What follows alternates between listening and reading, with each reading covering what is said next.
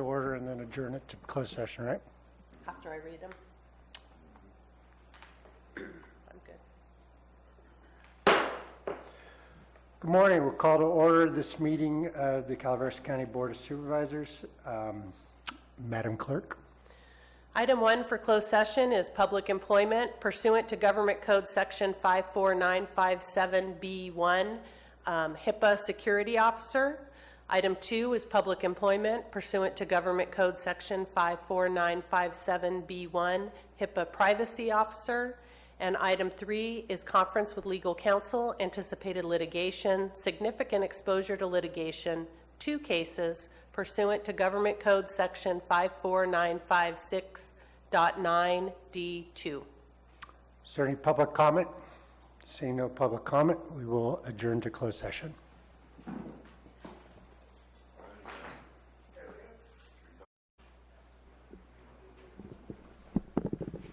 Good morning, ladies and gentlemen. Welcome to the Supervisors Board of, actually the Board of Supervisors meeting here for today for Calaveras County. We'll start off with a Pledge of Allegiance. Jack, would you lead us, please? I pledge allegiance to the flag of the United States of America and to the republic for which it stands, one nation, under God, indivisible, with liberty and justice for all.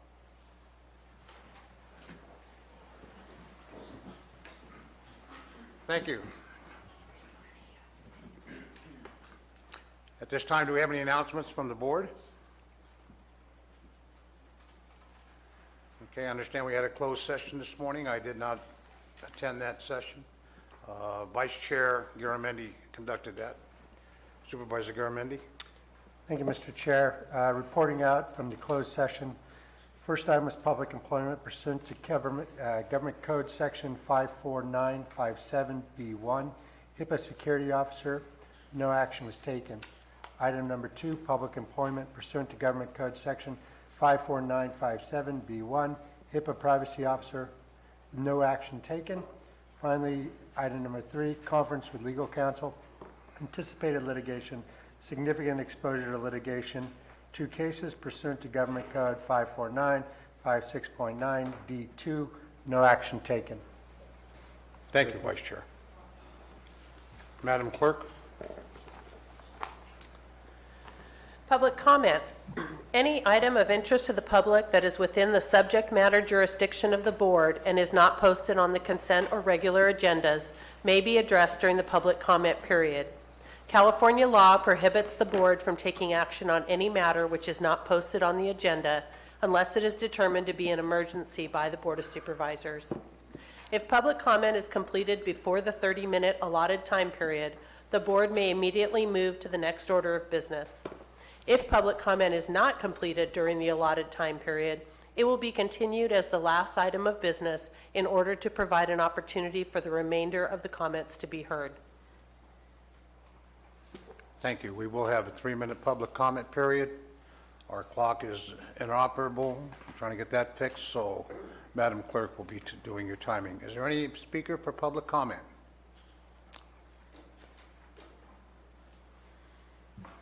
Morning. My name is Brian Smith. I own Smith Timber Company in West Point.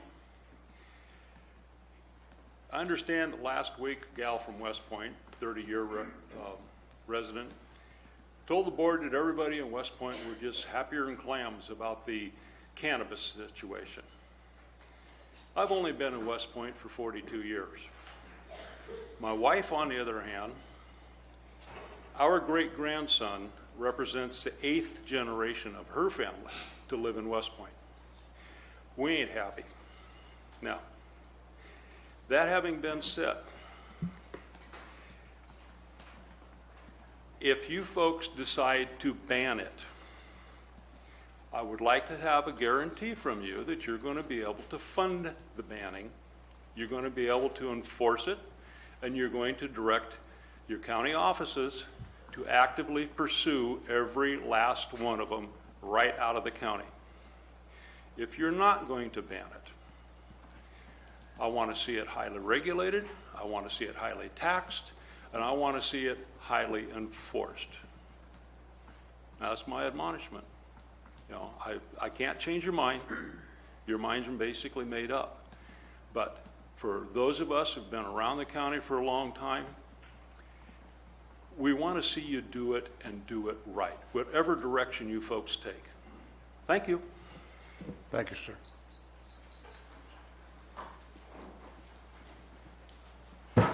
Hi, Robert Schufelt. I think I segue in real good with this guy here because what we have right now is a heavily regulated industry that's heavily taxed, but there's been zero enforcement. I don't know why the heels have been dragged so much, but if we had been enforcing this UO that none of you passed, and is not your problem that you created, but soon becoming your problem because it is still not being enforced and it is not being processed, and it very well should have been enforced and processed, you wouldn't have a bunch of farmers thinking they have another year that they have earned because of the foot dragging on this process. We would be in a much better position. And this man over here who just spoke would probably be a little happier with the way things are going. But the simple fact is that the ban will not work. The plan is doomed from the beginning. And all that we are guaranteeing is a bunch of changes in supervisor seats at the minimum 4 years for some of you, and maybe not that long for others. And if you don't do something and do it right, we're gonna fail. And that's not gonna sit pretty with any voter anywhere. And you think you got these mandates for getting voted in. At max, oh, sorry, not tapping. At max, we're looking at people up here who got a quarter of their registered voters to put them on their chair, all right? The entire county is not registered to vote. So you take that out to the people that you represent. They are not the ones that voted you in. You represent everyone in your district, and you are setting us up for failure. And our county looks goofy. We're clutching our pearls over all this stuff. It's ridiculous. We look stupid from the outside. And it's a shame. I love this place. I've spent my whole adult life here. I have a son who's not going to be an 8th generation, but he's going to be here, and he's going to be stuck in this mess that you guys are making. You're not responsible for the UO, but you're going to be responsible for this ban, and it is doomed. And I don't know why you guys aren't open to education. There's a way to regulate this industry, not let it increase, get the tax money in, make citizens, growers and non-growers, whoever. We don't need to keep splitting it into growers and non-growers. We're all citizens, and you can do right by all of us. And this ban is not right by anyone. I don't know why you're pushing it, but it ain't gonna do what you think it's gonna do, and you're selling lies to your constituents, and they're not gonna put you back up there. We're gonna get Cliff again, and it's gonna suck. We're gonna, you actually have a pretty good stranglehold on your district, so you'll probably be there. Clyde, they're always, you try to kick everybody out of your district. It's like you got there from a recall. So if you guys want, do right by the county, keep your jobs too. It'll be great for everybody. Thank you, sir. Next speaker.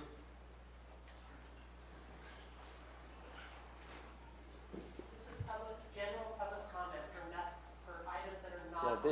this is public comments. I've got other issues for the Loma situation. Madam Clerk, This is- Yeah, it's for items not on the agenda, so the FEMA is on the agenda. So he gets to talk back. When we get to that. Okay, so it was for items not on the agenda, and the cannabis sir, situation was not on the agenda. what would you like to speak on, sir? Sorry, I'm not catching it. I'm hard of hearing. Okay, He's gonna talk on the FEMA Loma situation. okay, 25. sir, that's an itemized agenda. I'm not talking about the Loma situation specifically here. I'm talking about the FEMA problem at Tamarack. That's part of the agenda. You'll be able to speak on when that agenda item comes up, sir. I'm sorry, I don't hear very well. They have it planned in the agenda on number 25. Then you can come up and speak then. In the 25, it's Yeah, not item number clear on 25. the agenda that that is included. Yeah, but That's now- correct, sir. You can talk about the FEMA Okay, issue so at that let me agenda make- item. Let me make absolutely clear. 24 is the Loma situation. understand. LOMR. And 25 is, I'm not quite sure now, because I wasn't focusing on that. Sir, I'll give you the opportunity to speak at that time, Okay, all right? okay. Well, Okay. I got a lot of information for you. When it comes up, you'll have your 3 I would minutes get it set. out to you so that you might have a chance before the LOMR discussions came up. We'll be able to address that when that time comes for that agenda Because item. this is important as it reflects to the LOMR. Sir, not we'll address that afterwards. when that item comes up, They have it planned in the Okay, agenda. okay. okay? That's not a Sorry, problem. I'm Not a hard of problem. hearing, and it's difficult for me. Not a problem. Have a seat, sir. Thank you. Any other speakers?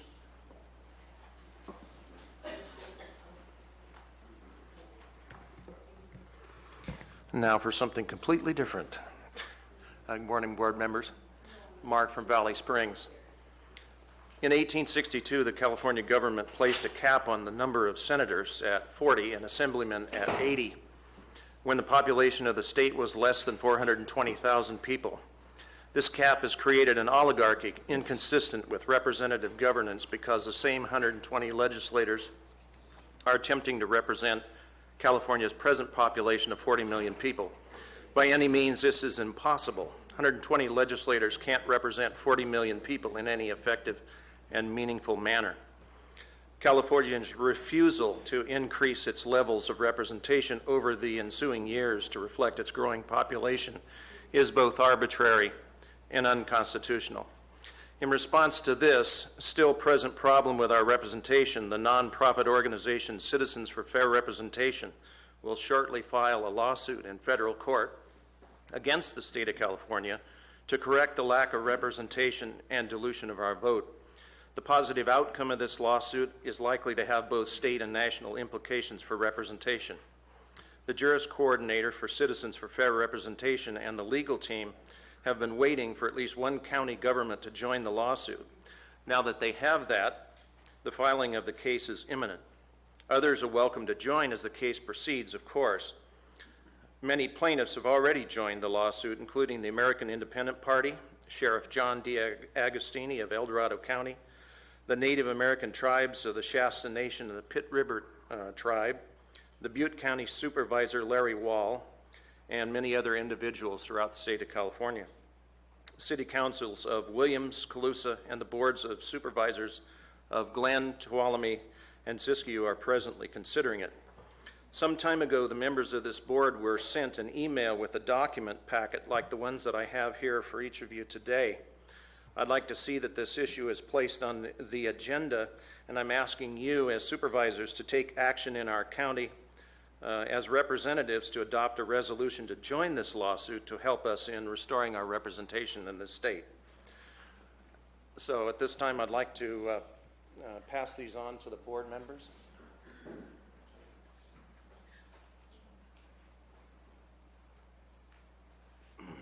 In that packet is a cover letter, which you can all review, and a representative sample of the representation as it compares California to New Hampshire, and also a sample of the resolution that we'd like the board to adopt at some point in the future. I can act as a go-between to see that you're informed or to obtain a copy of the lawsuit for your and the county council's review if you wish. Thank you. Thank you, sir.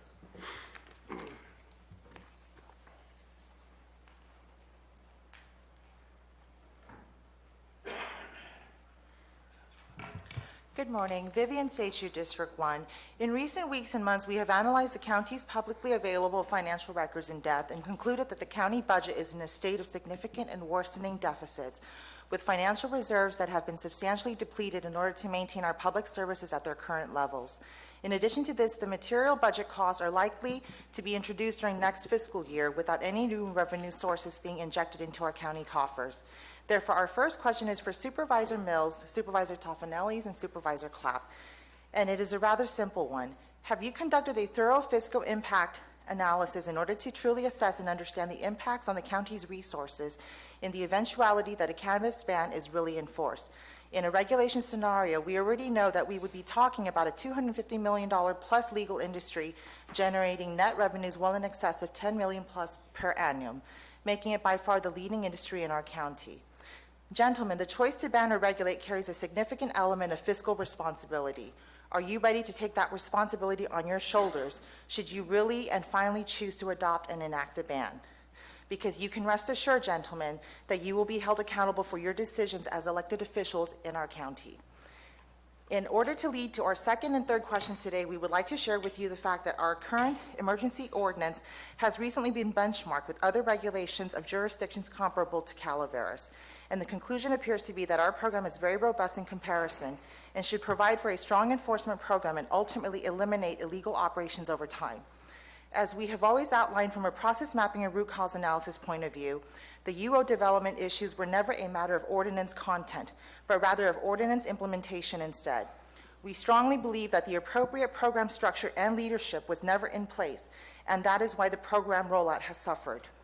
With this in mind, our second question is, similarly to a regulation ordinance scenario, will your ban ordinance come with the required structured and professional implementation processes, program governance framework, and deployment plans? Have you made any tangible preparation progress in that direction, or will we assist to another implementation struggle like with the UO?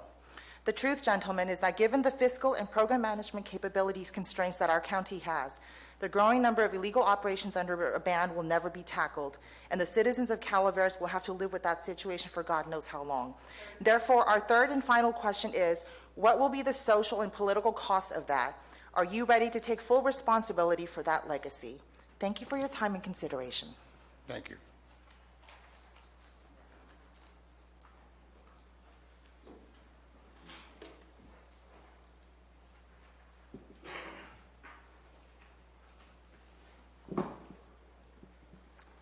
Good morning, Cliff Edson, San Andreas. I wanted to speak to you about the way things are in the community. So we have a lot of uncertainty out there regarding everything in industry, actually, not just cannabis. I spoke with a number of contractors, a number of people in the community, and they have a different view on what you're hearing from the few. And actually, if you look at the history of this county for the past 40 years, it's been the few that have dictated the direction of the county. You can see how well that's doing. So right now, we have businesses out there that think a certain way, but are afraid to come forward and speak about it because they'll get targeted and they'll get that call from the few rebel rousers that are out there. We know who they are. And then they feel like they're being threatened. Because they're small businesses, they can't afford to take much of that. So I think that the real truth is something that you should be looking for, not the real loud voices that you think are what's dictating where we need to go. The folks that I've talked to are just regular people, just like me, people that own a small business. Sunday, I spoke with a young man that said, I am afraid to speak up because I know that I will be put out of business. Do you think that's the way we should be able to live in this county? Really?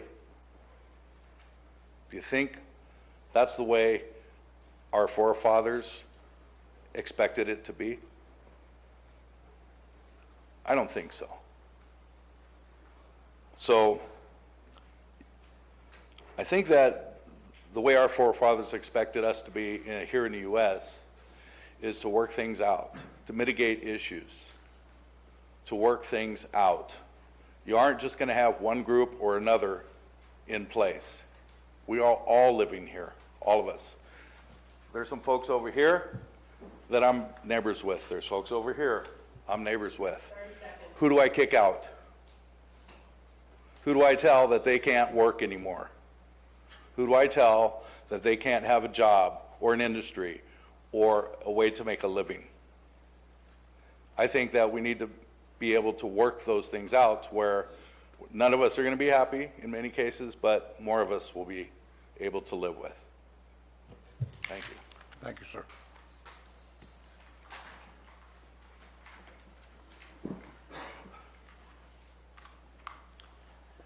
Good morning again. Brock Estes, Valley Springs. I am neither a rebel rouser nor a rabble rouser. Nor do I own any plots of land that I hope to profit by in some way from marijuana. I'm totally a free agent on this. If I had to choose between a ban and regulation, I would select a ban at this time. However, I want to say again to you, there is a third way. Now, at this point, you're divided among yourselves, as is the citizenry, over a ban or a regulatory ordinance. Eventually, you'll start to see how the cards are going to be played, and you'll start looking at other options. And at that point, I will give you a third way if you haven't already found it yourself. Now, we have a history in this county. There was a gold rush, and a lot of people got wealthy, and we remained a very poor county. There was a timber boom, and a lot of people got wealthy, and we remained a very poor county. So when someone tells you there's all this marijuana money out there, we're going to get rich, not necessarily. Switching to another subject related to this. A few months ago, you may recall, there was a state report that advised against eating more than one serving of black bass from Hogan Reservoir per week. The contamination is thought to be methylmercury, and the best guess is that it's taken all this time to seep into the food chain from the gold rush days. Now, there's an awful lot of harmful things used to process marijuana. I didn't even realize this until a few months ago when I spoke with one of you who told me the way it is. I didn't realize that you had to use all kinds of stuff to keep rodents and insects away from pot. Now, right now, that stuff's out there in the hinterlands, and who knows when it's going to seep into the water supply. 30 seconds. But it's your job as current supervisors to look not only at what's going on now, but what might be going on in 150 years. As I say, there is a third way, and I think we're going to get there together. Thank you. Thank you, sir.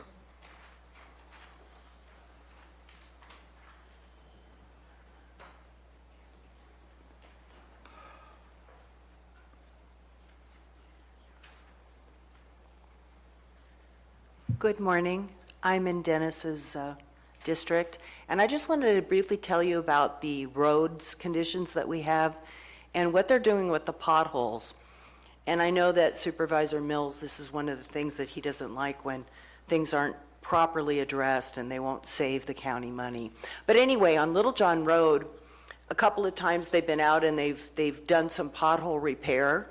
And what's really weird is they'll repair a pothole, then you'll drive down the street and there's no repair, then you'll drive down the street and there's a repair. And they've done this more than once, where they're actually coming out and not doing the proper job, and then the county is actually going to lose money because they're not doing it properly. So I guess maybe Jeff at Public Works should know that one trip would be the way to go instead of multiple trips where it's not properly done. Thank you. You're welcome, ma'am.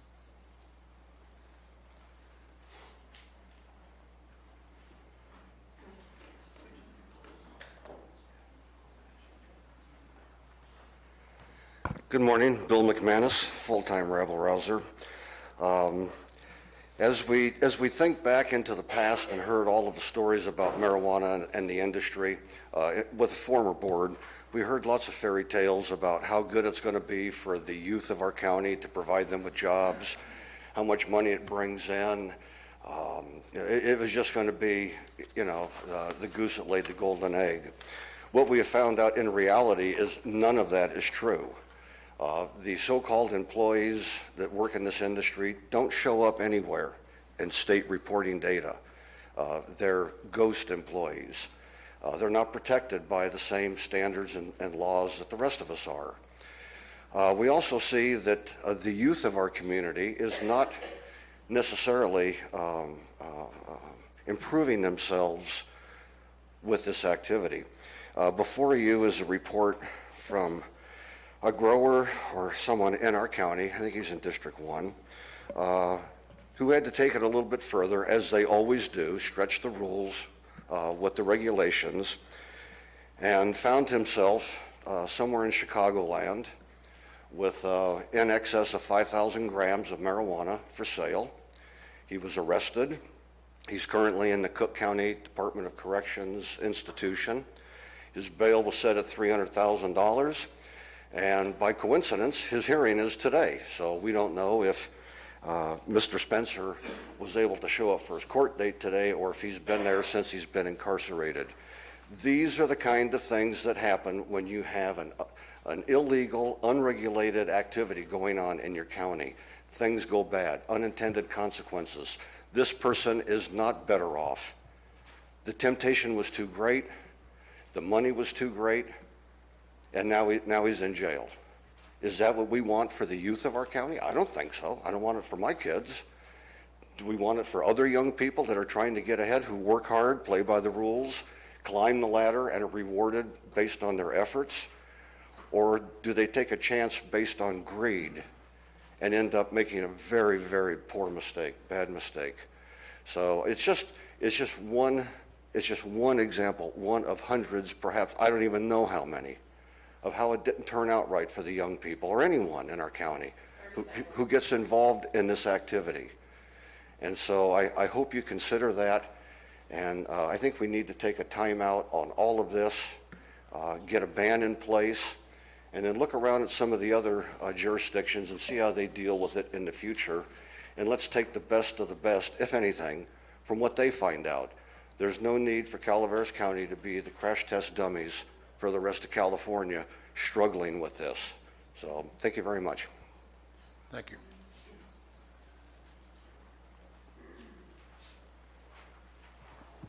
Good morning. Joan Wilson, District 1. Mr. Mills, you wanted to be on the ad hoc committee. You were at the special meeting where you were supposed to report, where the ad hoc committee was supposed to report. You said nothing. Mr. Garamendi gave the report for the ad hoc committee. You said nothing. You came to the next meeting. Then you say you only signed that piece of paper to acknowledge that you read it. It appears to me that you will say one thing to Mr. Garamendi in private and another thing to the public.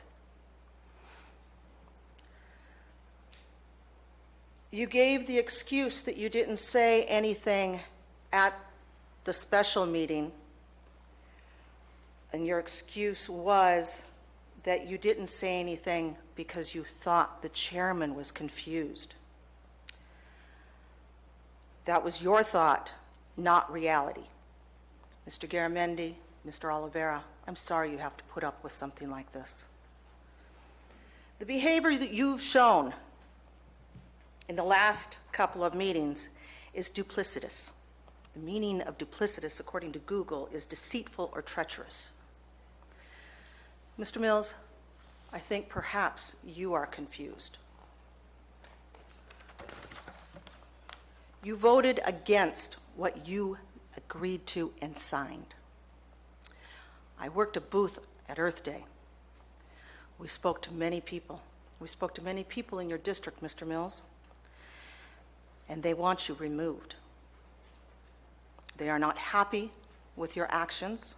They do not feel that they are being represented by you. They want you gone.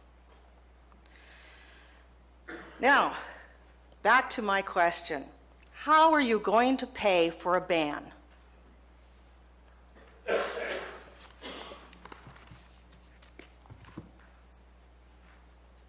seconds. I will come back and ask that question of you gentlemen time and time again. You're going to need a new EIR per CEQA for that ban. How are you going to pay for all this? I, as a taxpayer, want to know. Thank you. Thank you. Next speaker. Ben Stopper, District 5. To go back to one of the original gentlemen that spoke, enforcement, ban, regulation. Moving forward, we haven't had anything that's been fully presented to us that has been fully right so far. We start with the original urgency ordinance. We move on to Measure D, which was voted down. Measure B kicked out in court, and now we got something that we're reviewing now. And hopefully, moving forward, we can find what's wrong with it, and it evolves to something that works for the entire county. But enforcement, your plan, a business plan moving forward with any item, whether it be ban or regulation, how you're going to pay for that, how you're going to distribute the money to get the tools to properly implement it. Mr. Toffanelli said during the last meeting that he did not think this was in a timely manner. I think he was reaching for a word. I don't think he applied it properly, but I think he's right. Timely manner would have been when they originally did the UO, so that somebody could have implemented those dollars for enforcement to move forward, because that's a good business plan. We haven't had one presented to us so far for anybody's ideas moving forward. And that's got to be part of a ban regulation when you move forward to properly implement it and provide the tools for the people that work for the county to make it work. Thank you, gentlemen. Thank you.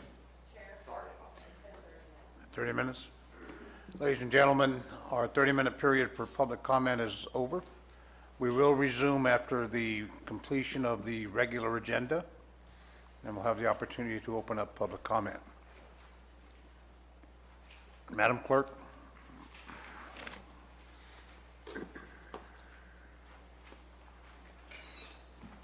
The consent agenda items are expected to be routine and non-controversial. They will be acted upon by the board at one time without discussion. Any board member, staff member, or interested party may request the removal of an item from the consent agenda for later discussion. Is there any member of the public that wishes any item on the consent agenda pulled for discussion? Mr. McManus? Number 5, please. Number 5. Any other member from the public? Any member from the board? Pulled items from the consent agenda? 5, okay. Supervisor Mills? That was 5 as well. 5 also? Any other item from the consent agenda?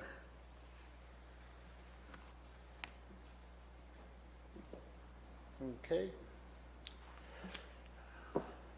Could I have a motion to accept the remaining items on the consent agenda? So moved, Mr. Chair. Moved by Supervisor Tofinelli. Second. Second by Supervisor Clapp. Any public comment? I'll bring it back to the board. All in favor indicate by saying aye. Aye. Aye. Opposed indicate by saying no. Motion carries 5-0. Unanimous. Item 5 is from the Sheriff's Department to authorize the county administrative officer to sign helicopter services agreements for the Sheriff's Office. Mr. McManus, you pulled it. Would you like to speak first?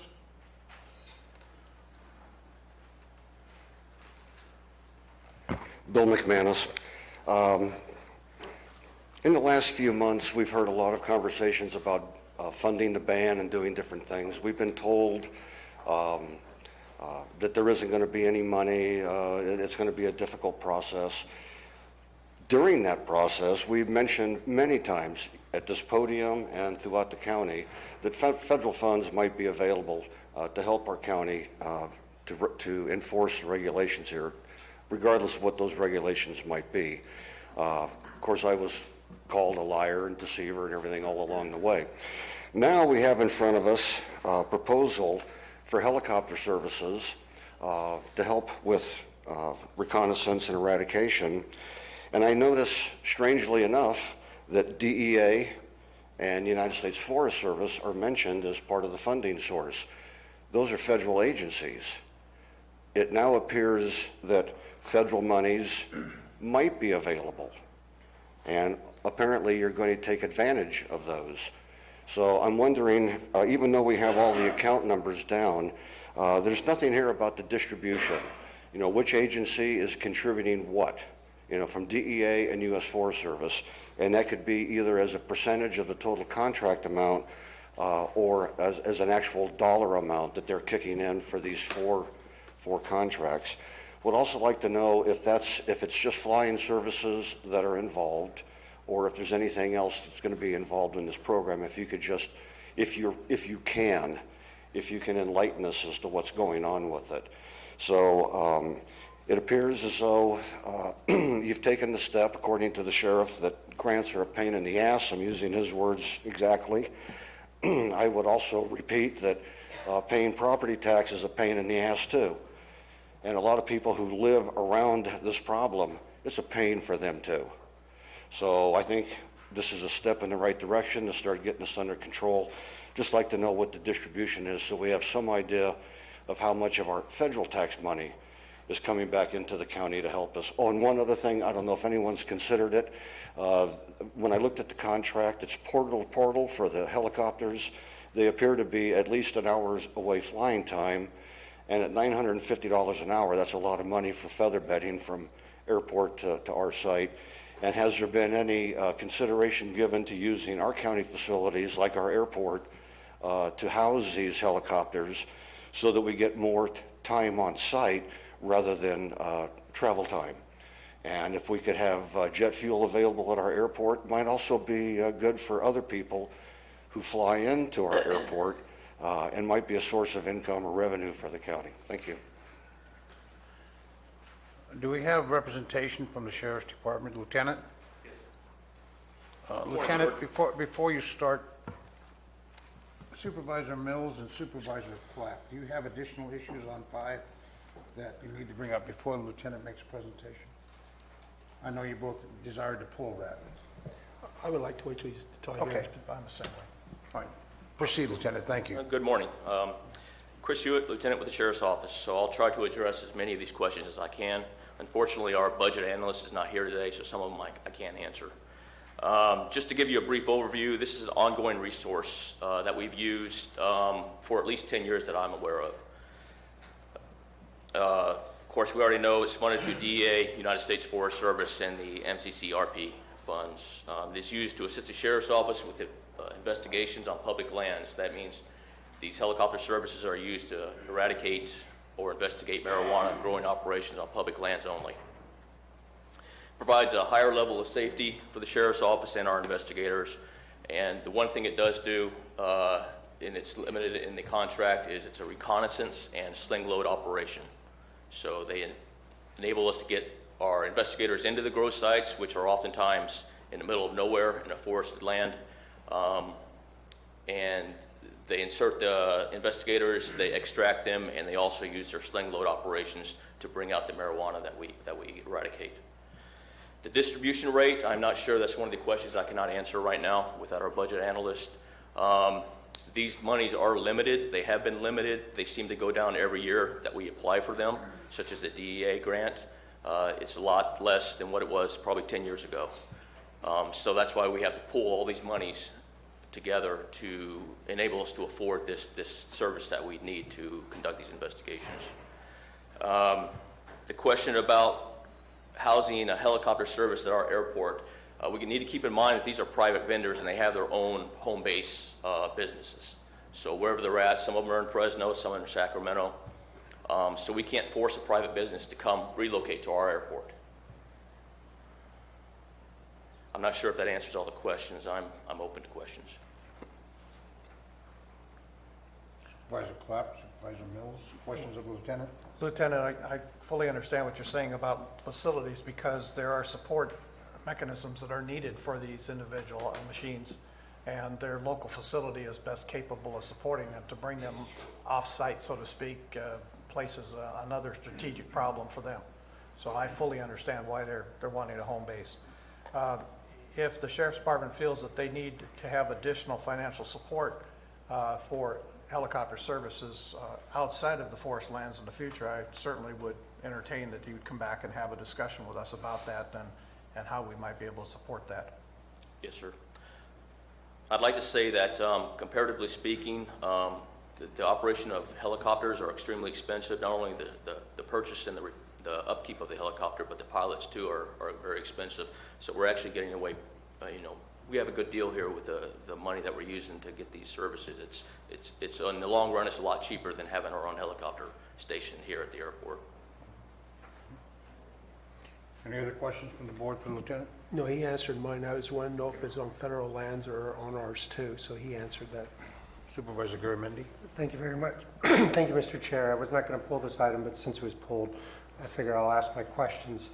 If my notes were correct, the U.S. Forest Service gave us about $5,000 this year. $35,000 came from the DEA for cannabis eradication, primarily on public lands, correct? That sounds about right, yes, sir. So in your proposal, we have, unfortunately that, when you take the there and back time that would cost, it's about 30 hours of helicopter time. Not a lot. That would go pretty quick.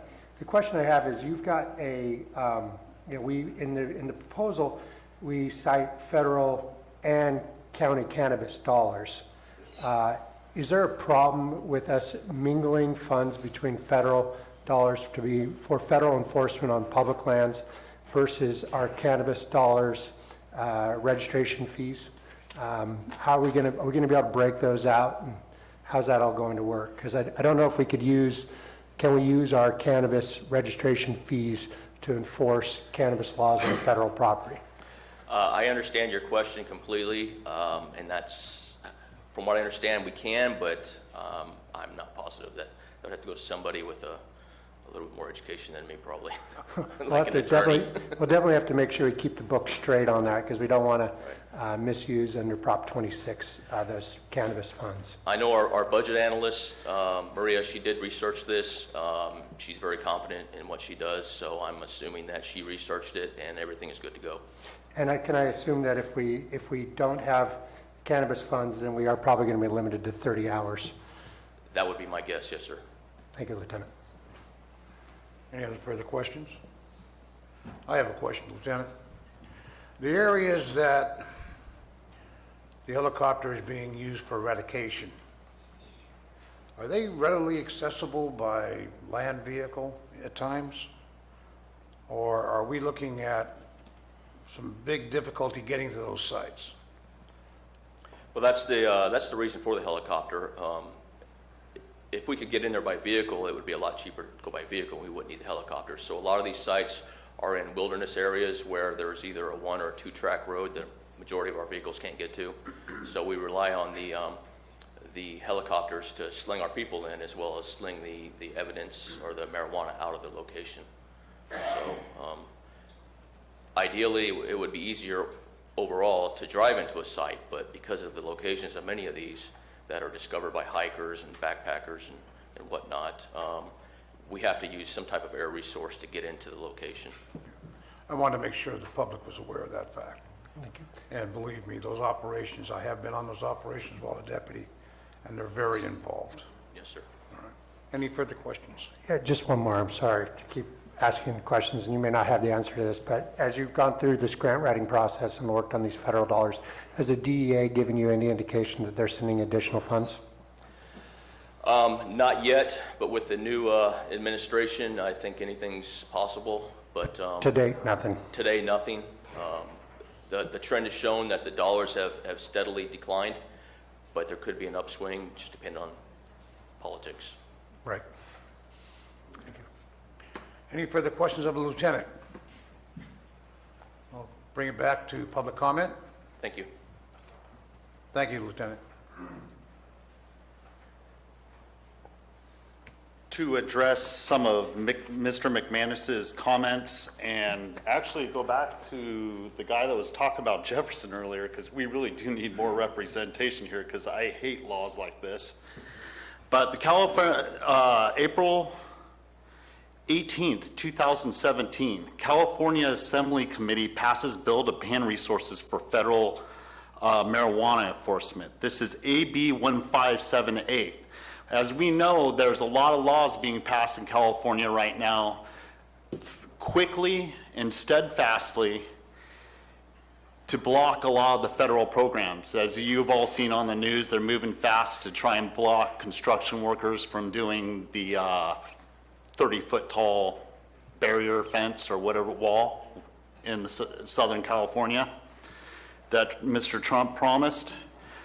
This right here is the legal basis behind this AB 1578 actually addresses some of the constitutional questions that come up here at this meeting so often, whether or not it's a Schedule I drug, and there has actually, and federal sovereignty over state sovereignty and so on and so forth.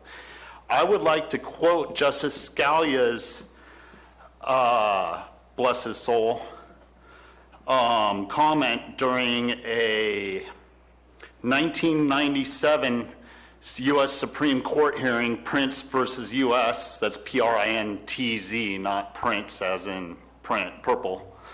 But we held in New York that Congress cannot compel the states to enact or enforce a federal regulatory program. Today, we hold that Congress cannot circumvent that prohibition by conscripting the state's officers directly. The federal government may neither issue directives requiring the states to address particular problems, nor command the state's officers or those of their political subdivisions to administer or enforce a federal regulatory program. It matters not whether policy making is involved, and no case-by-case weighing of the burdens or benefits is necessary. Such commands are fundamentally incompatible with our constitutional system of dual sovereignty. Thank you, gentlemen. Thank you, sir.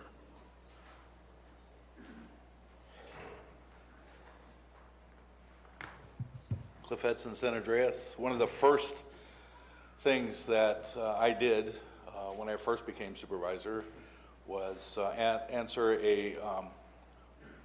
or take up the sheriff's office asking me to come on a flight on this helicopter service to take a look over my district. And the reason was to take a look at the grows back then. That was over 4 years ago now. And the grows were everywhere 4 years ago. And, you know, it was banned then, wasn't it? District 2, the little bit of time that I flew over District 2, which, by the way, I do not like helicopters, I got to tell you. That day actually was windy. They took the doors off the helicopter, and I'm really happy they did that. But District 2 looked like the banana belt. This was over 4 years ago, before any type of regulation. This is when it was banned. And we had a little bit more money in the county than we do now. So this issue has been kicked down the road for a long time. Our board, when I was on it, took a stance on it to try to regulate it to a point where it could be get some controls on it. And you know, it wasn't perfect, but I think it was effective. And it was a starting point. It was never meant to be a point to try to accomplish something that couldn't be accomplished. Your ban cannot be accomplished. 4 years ago, I flew over this county. I seen what it was 4 years ago. So if it couldn't be done then, it can't be done now. You might want to consider that. Thank you. Thank you, sir.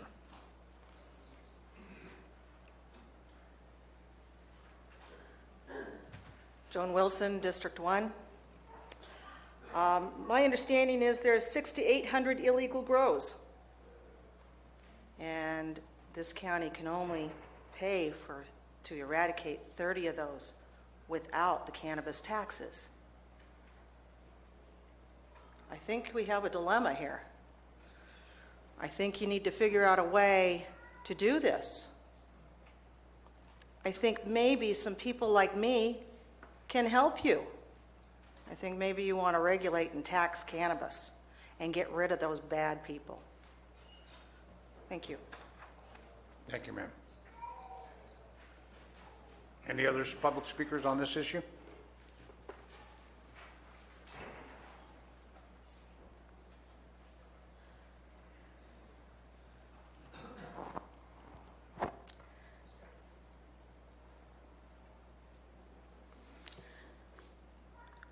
My question is, why wasn't something done long ago?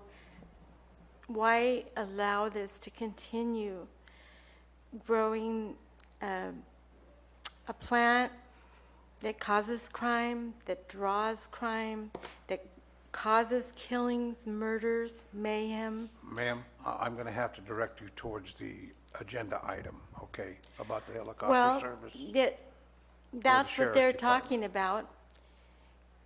The other speakers that came up, only they are in favor of taxing marijuana and using dirty money that causes societal ills. And I just, feel compelled to say how I feel about it because I feel exactly the opposite. Okay, thank you.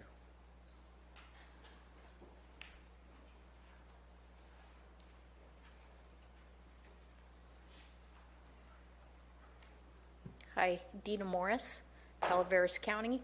I would say that the helicopter service is definitely needed, and it's going to be a great start to getting rid of the illegal grows. And I would support entertaining that idea to use those helicopters on private lands as well to get rid of the illegal grows. Now, as my understanding, a couple of years ago, we had maybe 2,000 illegal grows at best. And now I hear somebody say we have almost 7,000.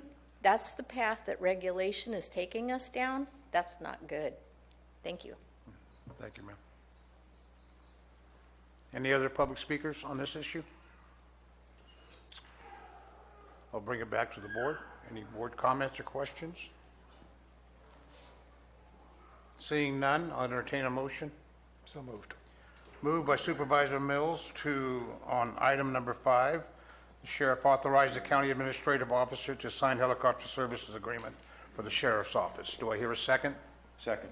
Second by Supervisor Tofinelli. Public comment's already been made on this issue. I'll call for a vote. All those in favor indicate by saying aye. Aye. Opposed indicate by saying no. Motion carries 5-0 unanimous. Lieutenant, could I talk to you at a break? Okay, do you want to take a break now before we go to A matter of fact, let's do that. Let's take a 10-minute break right now. 15.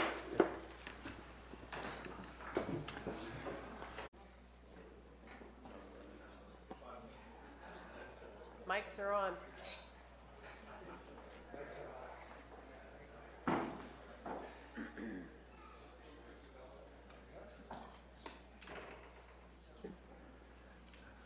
Okay, ladies and gentlemen, thank you. Madam Clerk? Item 18 is from Public Works to authorize the board chair to execute a second amendment to the professional services agreement between Calaveras County and Tetra Tech Incorporated for the arboricultural and tree removal monitoring services due to the Butte Fire incident to include compliance of the final archaeological treatment plan and adjusting the rate sheet. Mr. Clovis? Thank you, Chair. Jeff Krovitz, Public Works. This item was on the last agenda and got pushed forward so that Public Works could provide the board with additional information, which I believe has been completed.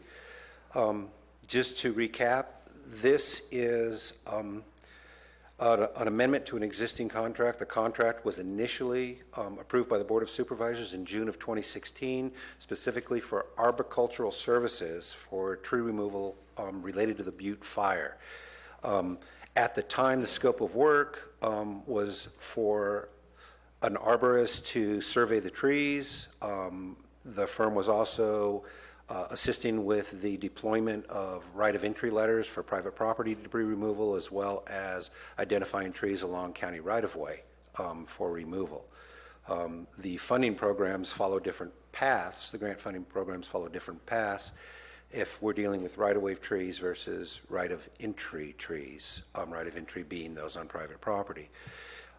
In October, we did an amendment with anticipated cost for monitoring services as we were starting to get information from FEMA as they were clearing this project through the NEPA process that there would be additional monitoring that was required, monitoring for historical sites, monitoring for cultural resource sites, Native American remain sites, as well as monitoring for endangered and listed species. So at that time, with permission of Cal OES and FEMA, we added scope of work for monitoring services, which we brought in a firm called Ganda and Associates, very well respected within the state of California, relatively local, to provide those monitoring services under the umbrella of our program manager, Tetra Tech. At that time, it was a $1.5 million add to the program. So it requires up to 3 monitors be with every crew, every cutting crew. We have maxed out at 13 simultaneous cutting crews. We have tried to share our monitors among the crews so that we could have 3 people monitoring 2 crews if they're relatively close together.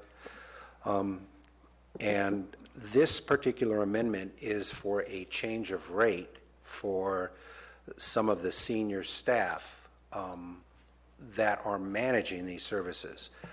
It is not a contract value change. It is merely a rate change to the senior level staff, as well as providing rates for the cultural resources monitors that we did not have prior to that.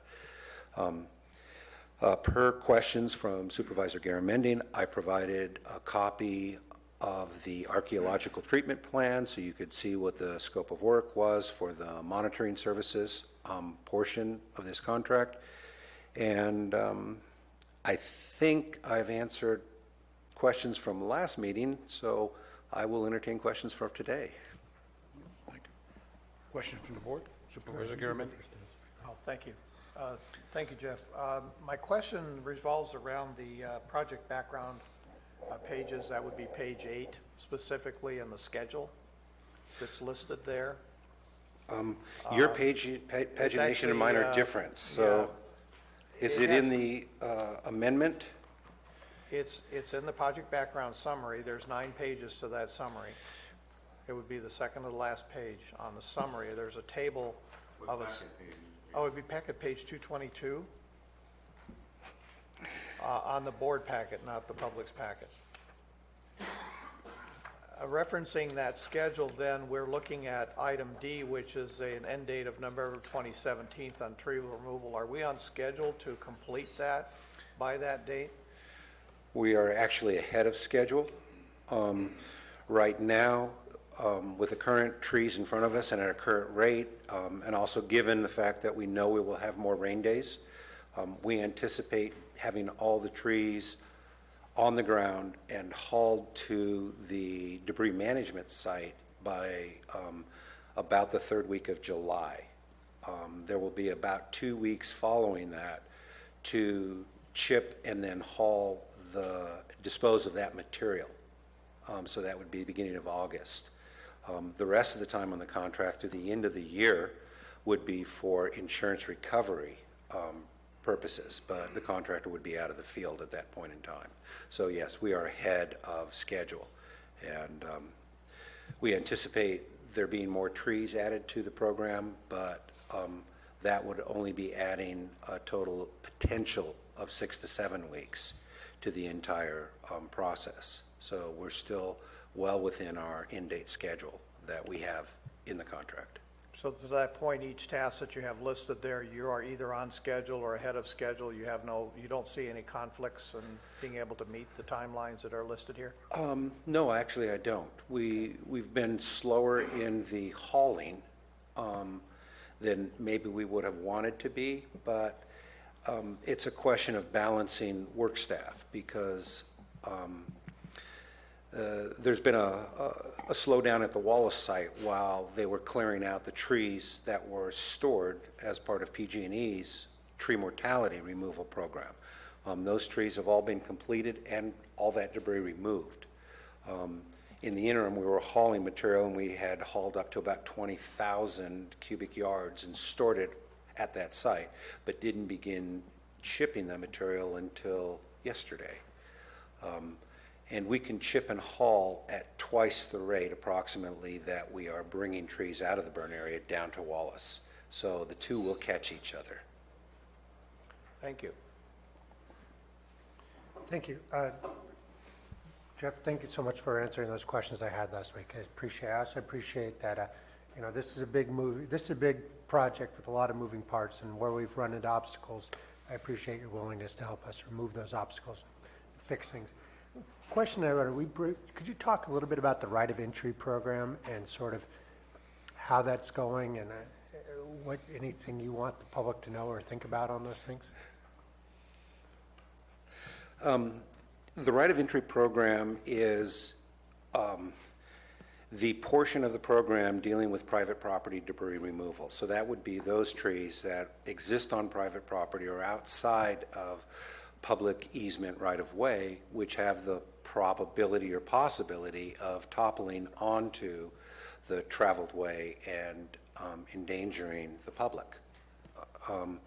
So the process is that we sent initial letters with right of entry forms to all private parcels that were identified by the arborist on a drive-through that appeared to have private property trees that had the potential to fall within the right-of-way.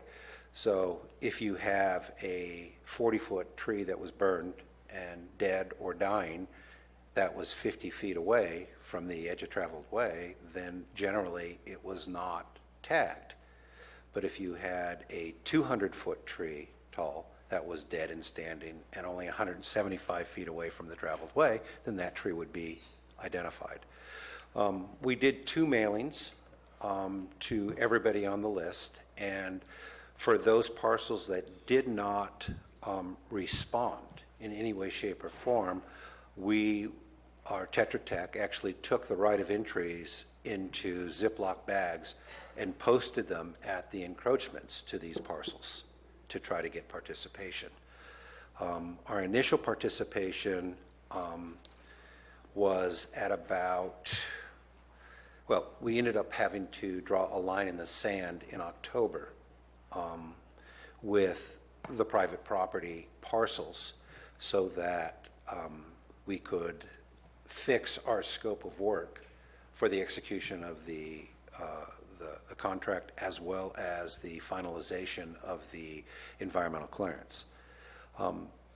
Since that time, there have been right of entries that have straggled in that we have taken in and done surveys of trees on, but we have not incorporated those into the program at this time. The intent is to incorporate them into the program. And another thing that I'm learning as we're going along is that there's been a significant amount of change of ownership that has occurred over the last 18 months since the fire. And in some cases, we may not have the current data set of the current owners, and that might be why, or a property was in transition, and that might be why we didn't have response. So there's approximately 56 parcels out of the 300 and, I don't know, somewhere north of 300 parcels that did not respond in any way, shape, or form. Our plan is to go out with one more effort to those parcels that did not respond and apply to Cal OES and FEMA to expand or reversion the worksheet or the scope of work to be able to get those trees out, because this is the easiest and quickest method of getting the hazard mitigated and protect the public. There will be trees at the end of this project on private property that will still present a danger, but will not be part of the program, and we will have to go through a code compliance process to get those trees removed.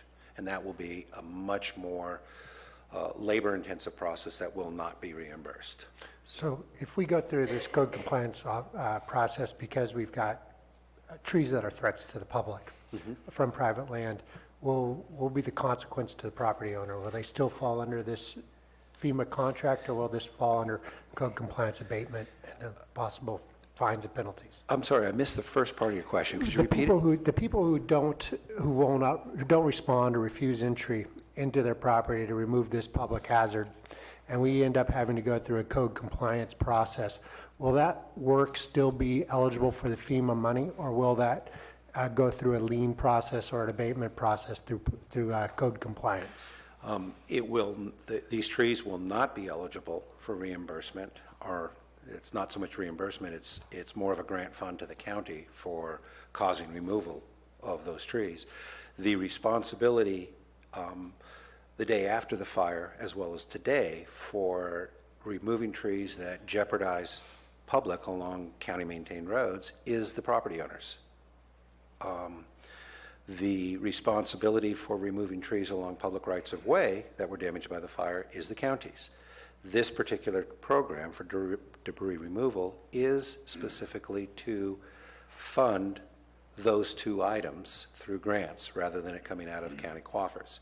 If we have to go through a code compliance program for abatement, then that will not be funded as part of this grant program. The grant program, I fully anticipate to be over and done with. So if they work with us, we pay for it. If they don't, they pay for it. That's correct. Thank you.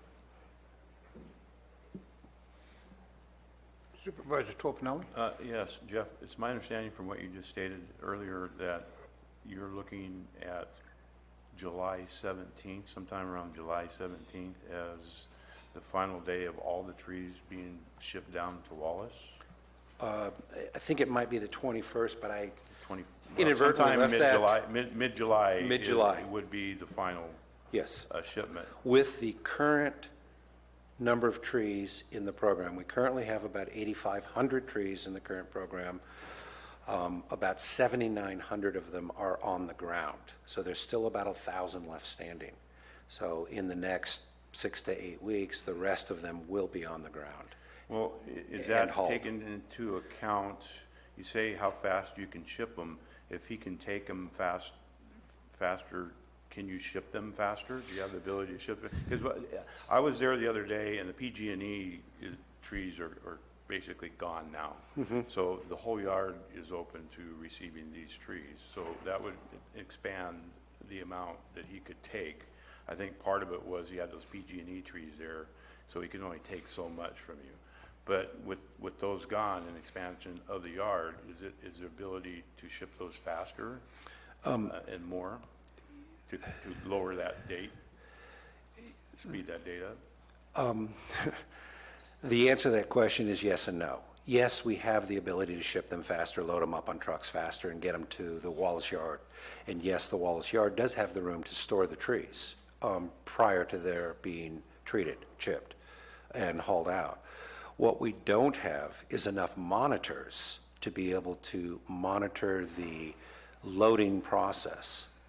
In other words, dragging the slash or hauling the logs back out to county roads and loading them onto trucks still requires monitoring by potentially 3 different persons. And being springtime, monitors that do this type of work are all out in the field doing their endangered species protocol surveys for future projects coming in next year, the year after, the year after. Springtime tends to be an extremely busy period. So our ability to deploy more monitors into the field to get more trucks on the road is limited. And that's the, what should I say, that's the critical path or the limiting path on this program right now? So your point is you're storing some of them now, that eventually be caught up and there'll be no storage. It'll be directly loaded onto trucks and shipped to Wallace? Yes. Yeah, okay. But I don't know when that date will occur. I understand. But the anticipation is that there's going to be, at least a 2-week overlap between the time the last tree is hauled to Wallace and then the last of the debris is hauled out of Wallace. I understand. Okay. Thank you. Further comments by the board?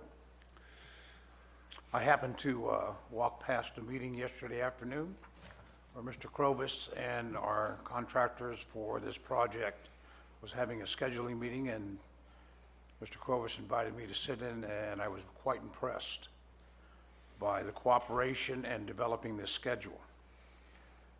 Once again, those are if everything goes right. So we have that unknown factor. So, Mr. Krovis, I found that to be a very educating experience, and I see the cooperation from our contractors, and I think we're on the right path. Thank you. No further questions. Public comment?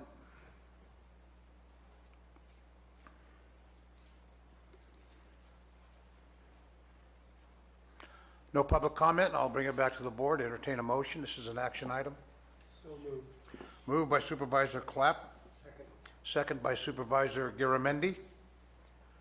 Once again, no public comment. All in favor indicate by saying aye. Aye. Opposed indicate by saying no. Motion carries 5-0 unanimous.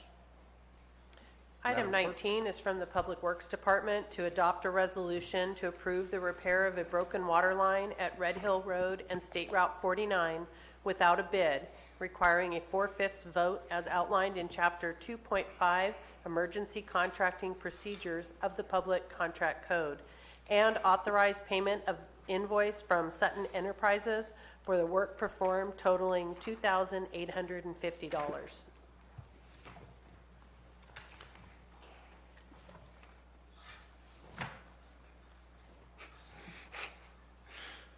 Thank you. The item is out of order in my book, so I had to find it. I'm actually almost embarrassed to have to bring a $2,000 item in front of the board. The backstory on this was in the middle of storms in February, in which we were taking on significant damage throughout the county, and county crews were spread very thin, working 12-hour days. And while cleaning up some ditches, inadvertently damaged a water line supplying private residences. As soon as they discovered that, they attempted to make some fixes to return water service, were unable to complete the repair, and knowing that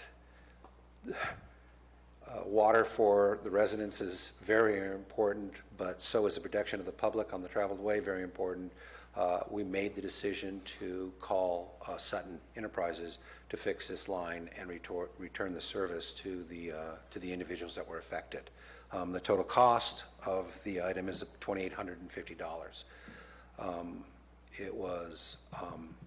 It's unfortunate that we have to take the time to do a small dollar item like this, but in the heat of the moment, in the middle of that particular event, we deemed it to be the most expeditious way of maintaining our roads as well as returning this to service.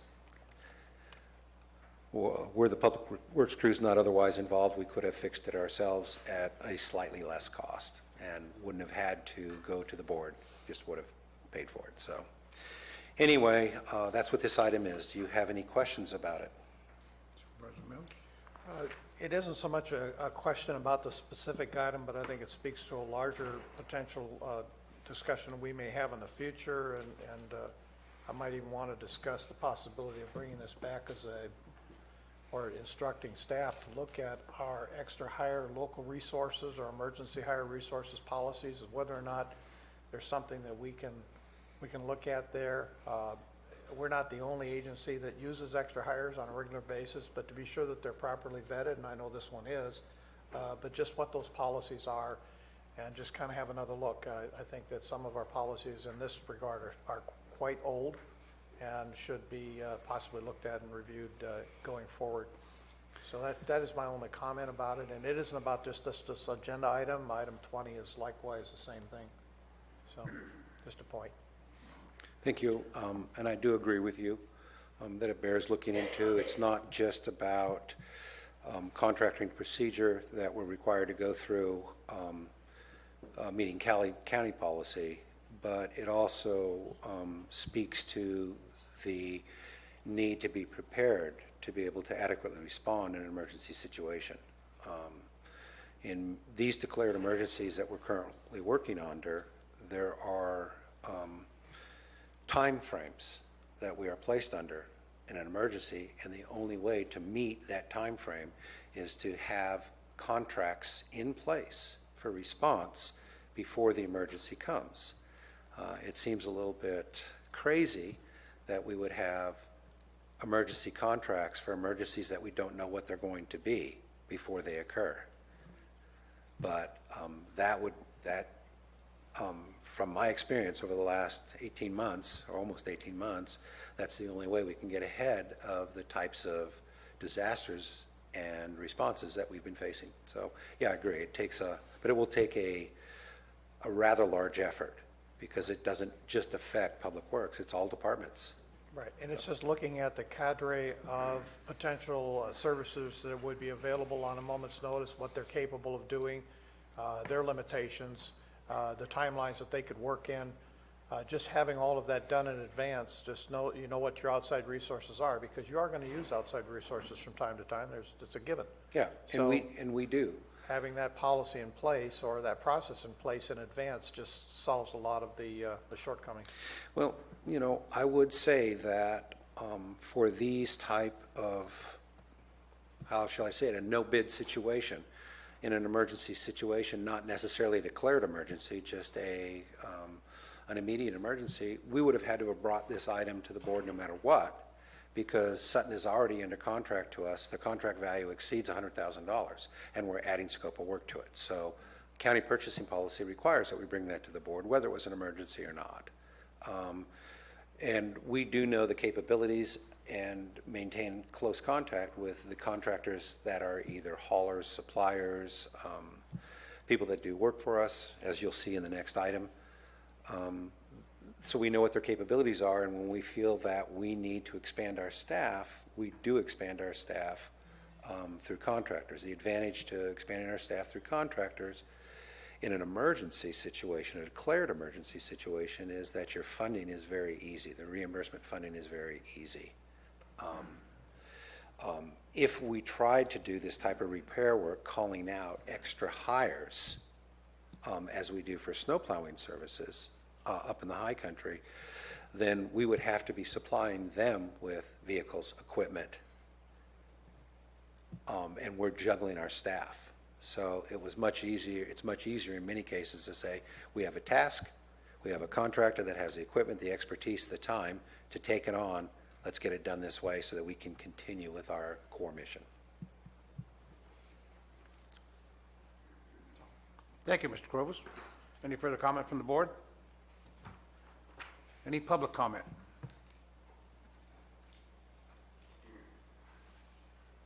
I have a question for Mr. Crovus. First of all, when was the last time our contract was updated with Sutton? And is this money that we're spending, I know it's only $2,800, but is it reimbursed by the state? Because it is a disaster.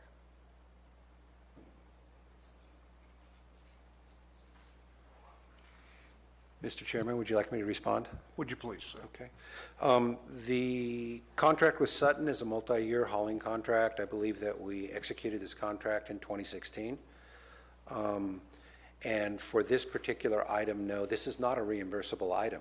The cause to the damage of the water line was Public Works doing normal business, which is cleaning drainage culverts. And so that this item will be funded out of our normal road operations and maintenance fund, in this particular instance, the highway user tax account that we get. So this is not directly related to a flood emergency, even though we wouldn't have been in that location if we didn't have pending rainstorms, but it just doesn't seem like we could sell this. Okay, thank you. Any further public comment? Seeing none, I'll bring it back to the board and entertain a motion. Moved by Supervisor Clapp. Second. Second by Supervisor Mills to approve. No further public comment. All in favor indicate by saying aye. Aye. Aye. Opposed indicate by saying no. Motion carries 5-0 unanimous. Item 20 is from Public Works to adopt a resolution approving the emergency stabilization of slide on Canyon View Drive in Hathaway Pines without giving notice for bids, requiring a 4/5 vote as outlined in Chapter 2.5 Emergency Contracting Procedures of the Public Contract Code, and authorize payment of invoice from Cole to Scornia Construction for the work performed totaling $20,908.82. Mr. Clovis. Thank you, Jeff Kravitz, Public Works. This particular agenda item is representative of true emergency that was storm damage driven. I was notified of a roadway slide up in the Hathaway Pines area on Canyon View Drive. It was at the fork in the road, or very close to the fork in the road. The fill slope, which was overly steep, that was constructed by the developer, I believe in the early 60s, had become saturated and was starting to slide down the hill down a very, very steep canyon. The canyon leads, I believe, to Mill Creek, and then Mill Creek leads to the Stanislaus, both of which were raging at the time. This slide path crossed beneath an elevated section of Utica Public Utilities flume, providing drinking water and fire suppression supply for a number of residences within the county and downhill from that location. This slide, carrying both mud and rock and debris from trees and brush, was threatening the flume, as well as threatening and did destabilize the roadway upon which people were driving. So Public Works scrambled the best we can. We had meetings with CCWD, who had water lines in the road, with Utica Public Water and Power, having the flume below the road. Public Works did some temporary narrowing of the road to get the traffic away from the destabilized roadway area, and went into emergency repairs. Public Works crews went and plugged the culvert at this location and redirected the water to a different direction, into a different drainage channel to bypass this entire canyon. We entered into an emergency agreement with Cole to Scornia Construction to be able to get heavy equipment down into the slide area and remove debris and haul the debris away, and then to stabilize the slide site so that in subsequent rains it would not continue to slide or threaten either the roadway or the flume down below. Additionally, Public Works received right of entries from adjacent property owners that would allow us to enter their property to access this slide area to do the repair. The repair worked. We were able to get it done in 4 days between the two major events in February, and it has held since. Permanent repairs at this site are expected to exceed $300,000. I actually expected these temporary repairs to exceed what they actually cost. But irregardless, this site has already been inspected and by Cal OES and FEMA and included into the storm damage list of projects of the storms of 2017, both January and February. And so I fully expect that after our applicant briefing, we can move ahead with permanent repairs, which will require engineering design and competitive bid. Thank you, Mr. Clovis. Questions, statements by the board? This is one of the projects that I personally monitored up in District 3 due to the storm events. And I want to commend the road department for jumping on this thing and getting it fixed to the point where we didn't have any danger to our public. It was very hairy there for a while, and the department did a great job, Mr. Clovis. They should be commended. I think they did. Thank you very much. Any public comment on this issue? Seeing none, I'll bring it back to the board. Any further comment? Mr. Tofinelli? No. Okay. Seeing none, I would entertain a motion. Moved by Supervisor Clapp. Second. Second by Supervisor Tofinelli to approve item number 20. All in favor indicate by saying aye. Aye. Opposed indicate by saying no. Motion carries 5-0 unanimous. Thank you. Thank you, Mr. Clovis. Madam Clerk. Item 21 is from Human Resources to adopt a resolution changing the position control list for Health and Human Services Agency by reclassifying a child welfare services social worker to a staff services analyst and an account technician 4 to a fiscal services manager. Judy Hawkins, Human Resources and Risk Director. Good morning, board members, chair. I am bringing before you today a change to the position control list. We are asking to reclass the, excuse me, I apologize, I'm coming down with bronchitis. We are asking to reclassify 2 positions and changing our social worker to staff services analyst and account tech 4 to fiscal services manager, which is a new position. The social worker to staff services analyst will allow will free up the social workers from having to watch for the variety of things that come across for analytical, advisory, and technical information that comes into social services. This person will be taking all that information and making sure it is passed on to the social workers. This position will also actually not cost the non-general fund additional dollars. It will be $2,000 less. The position for the fiscal services manager, by changing the account tech 4 position to the fiscal services manager, that will allow a level of management supervisory on the side which has public health, mental health, those fiscal account techs. We have 2 different layers to their org chart. We have the fiscal account techs on one side that has a supervisor. We have the fiscal account techs on the other side who report directly up to the business administrator.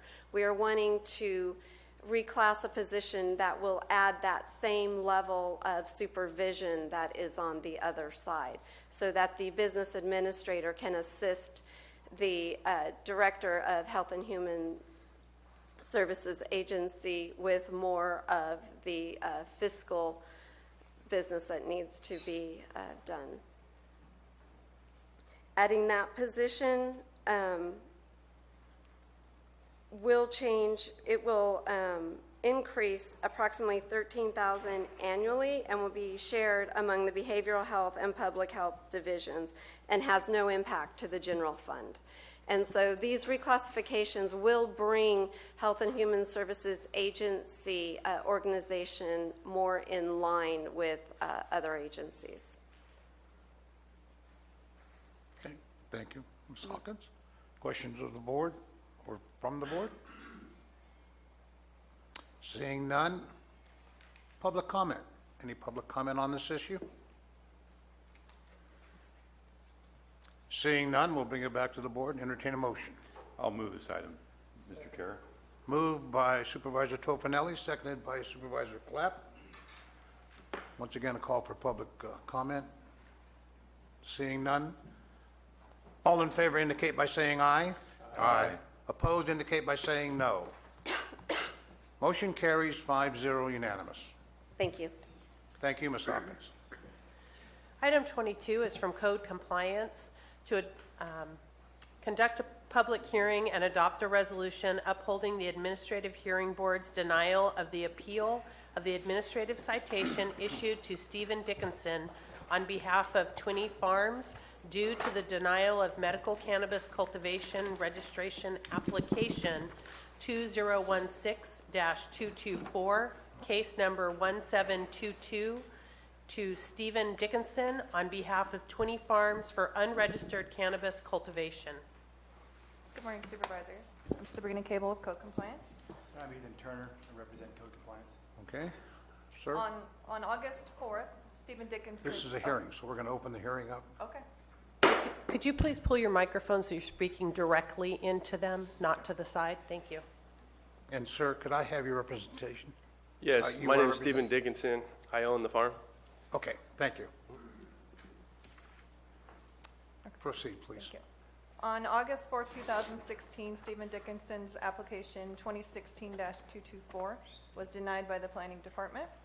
The urgency ordinance declares all cultivation occurring without a pending application or registration to be a public nuisance. On August 29th, 2016, our office issued a administrative citation and order to abate, which stated that if Mr. Dickinson did not voluntarily abate his cultivation site within 10 days, he would be fined $1,000 per day.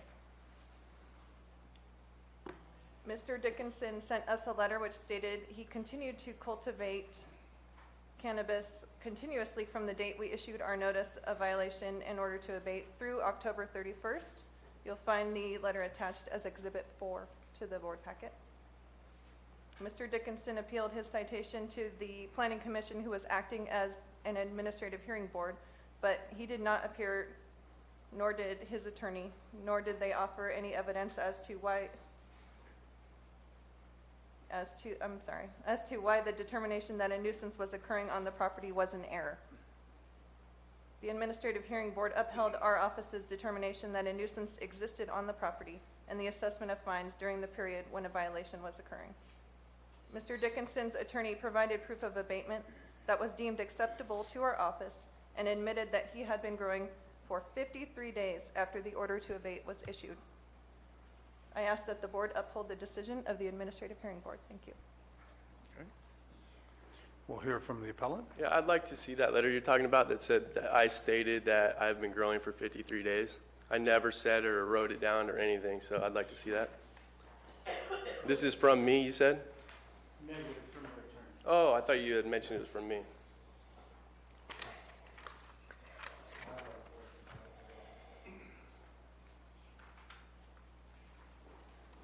Again, for the board, that's in Exhibit 4.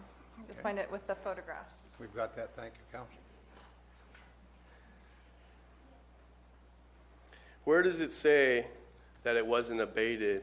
It doesn't say anything about being there. In the highlighted spot, we request that no fines be levied during the period after October 31st as condition was abated at that time. We request prior to levying the administrative citation, code compliance, produce all overhead photos, blah, blah, blah. There's nowhere that says I was growing for 53 days. It says it was abated on the 31st. You just read it yourself out loud. It just Okay, says that gentlemen, no fines be levied gentlemen, after the 31st. It gentlemen. doesn't say. Sir? Yes? Address your questions to the board, and then they'll have an Oh, opportunity okay. to respond. Okay, so I'm going to tell you guys, it doesn't Thank you. say, it just says, no problem. All right. That the fines be levied during the period after October 31st. It doesn't say that means I was growing there. All right? And not only that, I'd just like to tell you, sorry, not one time did anybody from the county come to my property, tell me this, or come and look at my property. This is, all this stuff, this fine is from a plane that flew thousands of feet overhead. Nobody even came and looked at what they were talking about. I mean, this is the problem with your system here. So I'm sitting here with this huge fine, and you guys are basing it off of an airplane. And these people are saying that I was growing all these, it doesn't even say that. This is nonsense, right? I mean, what do you think about it? Okay, That's it, yeah. That's it. Would you like to respond, sir? Yeah, I would. There's only a few findings that are required here. One, he was denied his application. Two, that he continued to cultivate after his application was denied. 3, the date at which he eventually abated. During the entire course of the cultivation period after the notice of violation, in order to abate, he accrued fines of $1,000 per day. We received a letter from his attorney providing us with adequate evidence of abatement, indicating that abatement occurred on October 31st. The issue is that Sabrina's office made a finding that a nuisance was occurring, that the appeal of that determination went to the hearing board. They upheld it. No evidence was offered and no statements were made which controverted that finding.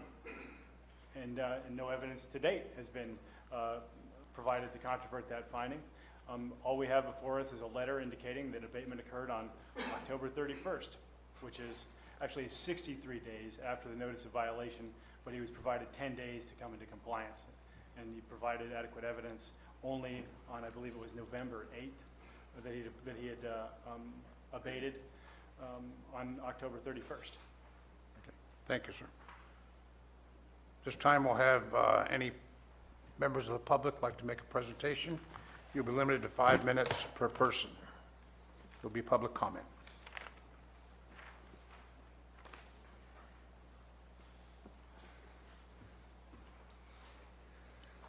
Bill McManus. I just have a question, and it keeps coming up with a lot of the issues, either at the Planning Commission or here at the Board of Supervisors, of the vocabulary that's used in some of these cases. When we talk about abatement, could someone explain the difference between abatement and maybe an accelerated or premature harvest? So that if a notice or citation was issued on an offending crop, are they allowed to harvest it, whether it's ready to go completely or not, and take that with them? And is that different than what abatement might be, where you may tell them you need to cut it down or whether they pull it up, whatever you do with it, and provide evidence to the county, whether it's code compliance or the sheriff's department or wherever, that these things are no longer growing in the ground. They are abated. They're gone. They are not in a trim house someplace being packaged up for shipment so that the crop is preserved and they get their money. So if someone could explain the difference between abatement and harvest, and if there's a relationship between the two, I'd appreciate it, because it applies in a lot of different things that come before the board. Thank you. Thank you, sir. Any other public comment? Mr. Turner? Oh, you'd like me to address that? Can you address that issue? Sure. I mean, in this particular case, I'm sure that abatement and harvest were synonymous. I mean, it was October 31st, which is the end of the season. So he probably pulled his plants and then took pictures of his empty bins and provided us with that evidence.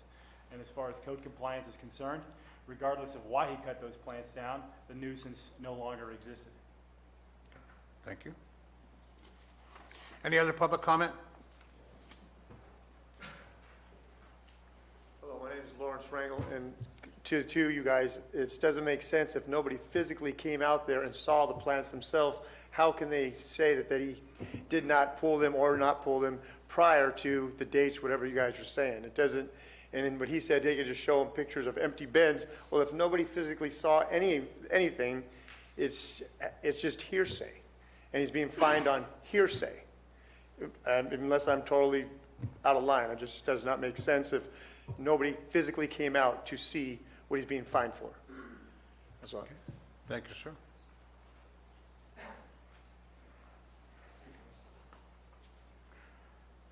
Mr. Turner, was this information provided to the appeals board? We presented our side of the case, but the appellant did not appear at the hearing. Okay. And nor did they ask for a continuance. They just didn't show up.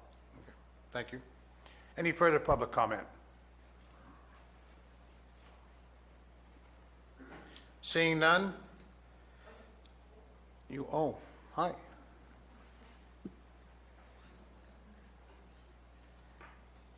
Dina Morris.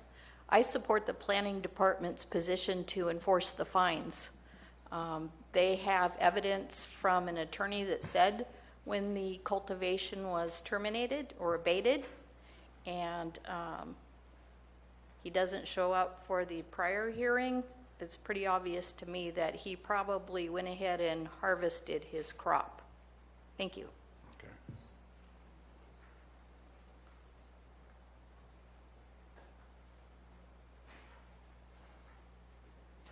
I have a question for the appellant. Well, I'll tell you what, I'm going to reserve that question this time. At this time, we can have a summation and rebuttal by the appellant. You have 15 minutes for each appellant. You have 15 minutes for any rebuttal, sir. Well, I mean, I'd just like to say that we all know here the process is messed up, right? This guy's saying things that aren't even true on my paper. It doesn't say anything about that I was cultivating till that date, the way it's worded, actually. And like I said, and like he said, no one has come to my property to inspect this property. When I'm a general contractor, when I get a permit to do a building, the city doesn't close me down before they come and look at the job. I mean, that doesn't make sense, right? They got to inspect. They got to see with their own eyes. You can't give someone some $50,000 fine and never even see a problem. Some plane flies over 14,000 feet ahead, up above, and you're trying to give me a fine for it? I mean, that's crazy. I mean, that's not going to work. You know, and you guys know it. You know? That's submitted, sir. Well, I provided the council with evidence that I was in full compliance. In other words, And you guys wouldn't accept the evidence. Okay. And that was all gone through. And even one of your members said, I can't believe you're letting this guy appeal. He pays the money, has a lawyer, appeals the decision, he brings the evidence, and you don't even accept the evidence. So there really is no appeals process. This was all videoed. It was all, you know, you were there. So it's not fair, right? You guys aren't being fair, and that's a problem. So, you know, you got two ways of either, like they said, banning it or not, but I think you got a big problem on your hands, and the best way is going to be to try to cooperate with the people and make things work in the community, right? Because everybody's going to be here, you know? So we all want to work together with you guys. So, thank you. Thank you, sir. Staff summation and rebuttal? I'll just clarify what actually occurred so that perhaps so the appellant can understand what happened. I mean, regardless of what happened at the planning director's determination or at the planning commission and then at the board appeal, the time he could have appealed the decision of the board to uphold the planning commission's denial of his appeal to the Superior Court. The statute is run on that.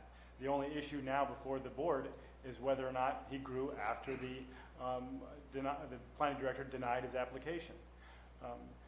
The notice of violation was issued on the presumption that he was. He was offered 10 days to provide evidence that he had abated. He did not provide that evidence. We determined that nuisance was occurring, and he did not come up with any evidence that it wasn't. And then he failed to appear at his appeal. So it's a due process issue. At every stage he could have rebutted our findings, but he did not. Okay. I'd like to add to that the applicants sign under penalty of perjury that they were cultivating prior to May 10th of 2016. Okay. There's our assumption. Okay. Submitted? Submit. Yep. Any sort of rebuttal by the members of the public? One opportunity for the members of the public to rebut any information presented. Seeing none, we'll proceed. Any board questions? Any questions of the board members, of the appellant or staff? Yes, Chair, I have some questions for the appellant. I believe Supervisor Garamendi beats to the punch. Go ahead. Go for it. I'm getting out of line of fire. Okay. In our exhibit number 4, Mr. Dickinson, that is from your attorney. Are you currently represented by counsel? Yes, I am represented by him. And he is not present with you No, today? he's not. Okay. This letter is dated December 6th. Uh-huh. Do you feel that it's important that when a notice of violation is issued that you do everything within your power to mitigate that and to notify the agency that? Well, yeah, exactly. Yeah, I was never actually told that I was in violation or given anything by anybody from the county in person. Nobody ever came to my property and said, look, you're in violation. Just like if my other house, right? They'd come and say, oh, you got a bunch of garbage in front of your yard. Here's a violation. If you don't do this, you're fined. See you later. And they go back to their office, right? But you guys didn't even go to my property. You flew over in a plane, like I keep saying, and you guys sent me this violation, right? I mean, that's what you're saying. But no one actually came to me and said, here's the violation. I don't even know the fine amount to this date. They never, the planning or code enforcement never sent me a fine in the mail. Nothing, nothing. To this date. They're sitting here, they know the amount. I don't even know the amount. It's a true story. So do you feel that it is important that To you abate, have yes. No, my question is this. Do you feel it's important that you have to provide a burden, you have a burden of proof, provide the information that is being requested of you to indicate that you Well, are yeah, not? I do. And that I you are would have not if in- I was aware of that. Let me finish. That you are not in compliance at the time, as they had said, your application was denied. At that point, you were not in compliance. It is your responsibility. You understand that the burden of proof is upon you to show compliance, not them to require you to show that, but that's already stated. Well, when I was denied, right, I was given a letter saying I was denied for whatever reasons, and I appealed it and everything. I mean, I was never given, like I said, any type of thing saying I was going to be fined or anything else. The planning department even said that the process will go smooth through the appeals and stuff. After the appeals, that's when things can happen. So that's when you'll have to abate. That's what they said. I even talked after the meeting here. I talked to the planning department when we walked out with my lawyer. She said, yeah, everything's good. Just get rid of it. And then now I'm getting this fine. And like I said, no one has ever handed me anything in my hand. I have never signed a piece of paper. No one said they're going to fine me. No one came to my property. This is crazy. No one even stepped foot on my property. So, I don't know what to say. Question's been answered. Chair, thank you. Thank you. Supervisor Garamendi, you had a question? What is the fine total? It's $53,000. And I informed his lawyer that after he provided proof of abatement. I mean, I've talked to his lawyer dozens of times because we have other matters related to other clients, and the fact that he wasn't made aware of the fine is between him and his attorney. I did so in writing. Well, I knew there was a fine. I mean, the amount right now. Sir. Oh, sorry. I forgot about that. Staff? I know, yeah. Not used to the whole. Does that answer your question, Supervisor Garamendi? Thank you. Supervisor Tofinelli, do you have your light on? You wish to comment? Well, I just had a couple questions on the pictures on Exhibit 4. These pictures were provided by you and his attorney, attached to the letter of his attorney. And my question is, it still looks like, I mean, the plants may be gone, but it still looks like it's set up to start growing again. Is that part of the code removal, to remove all of this stuff, or just the plants yourselves? Unfortunately, we don't have the luxury to worry about if they remove their pots. We have been so burdened that seeing that the plants are gone are adequate for us at this time. And additionally, who's to say he's not going to grow tomatoes in that? You know, this year. Okay. It's his property. Yeah. Okay. Any further questions from the board? I have a question. Sure. Sir, I noticed on your application, what's your address, your mailing address on your application? I wouldn't like to state that. I mean, it should be right there.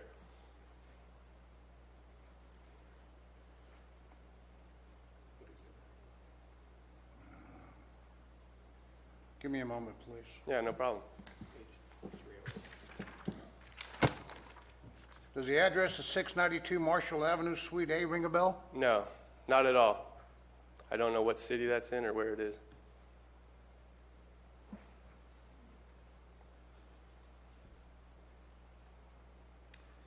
Does the address of 154 Gold Leaf Court ring a bell? Nope, I have never heard that before.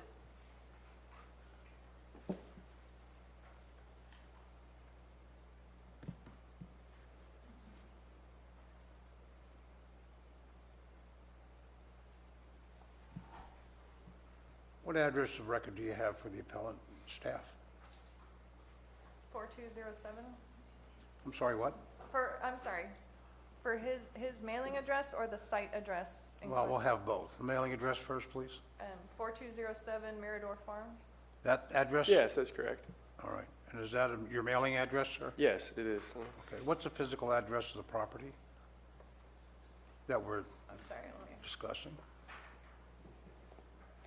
2385 Wagner Road, Railroad Flat. You normally receive mail at that mailing address, then? At Railroad Flat? Which No, address? Your first address we told you. Yes, I do. I said yes. Okay. Is that your residence or business, sir? A residence. Okay. Was the appellant notified by a mail of citation in all correspondence, or was it sent to the attorney's office? The initial citation was sent to his Mirador address, Okay. which was the mailing address he had on file with the planning department. Which is the right address, yes. That's correct. Yep. And on his assessor roll as well, yes. All right. Thank you. Okay.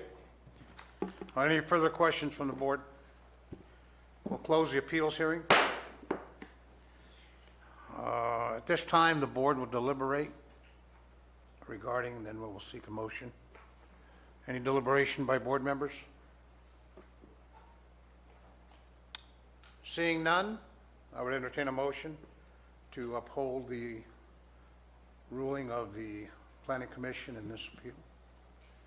And that is to deny the appeal. It's my understanding. Anybody confused on that?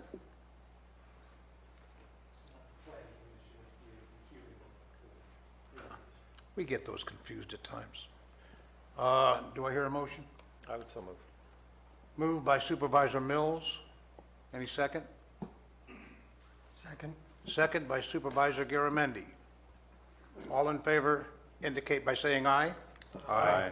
Opposed by saying no. Motion carries 5-0 unanimous.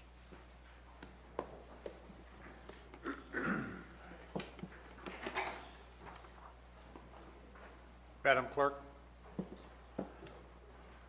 Item 23 is from the Planning Department to adopt a resolution adopting the Atkins-Calaveras County Floodplain Mapping Study and the U.S. Geological Survey LIDAR topographic mapping, and adopting the Cosgrove Creek Physical Map Revision and the countywide Letter of Map Revision LOMAR case number 16-09-3078P, and the FEMA Revised Flood Insurance Study, and adopting the base flood elevations as best available data.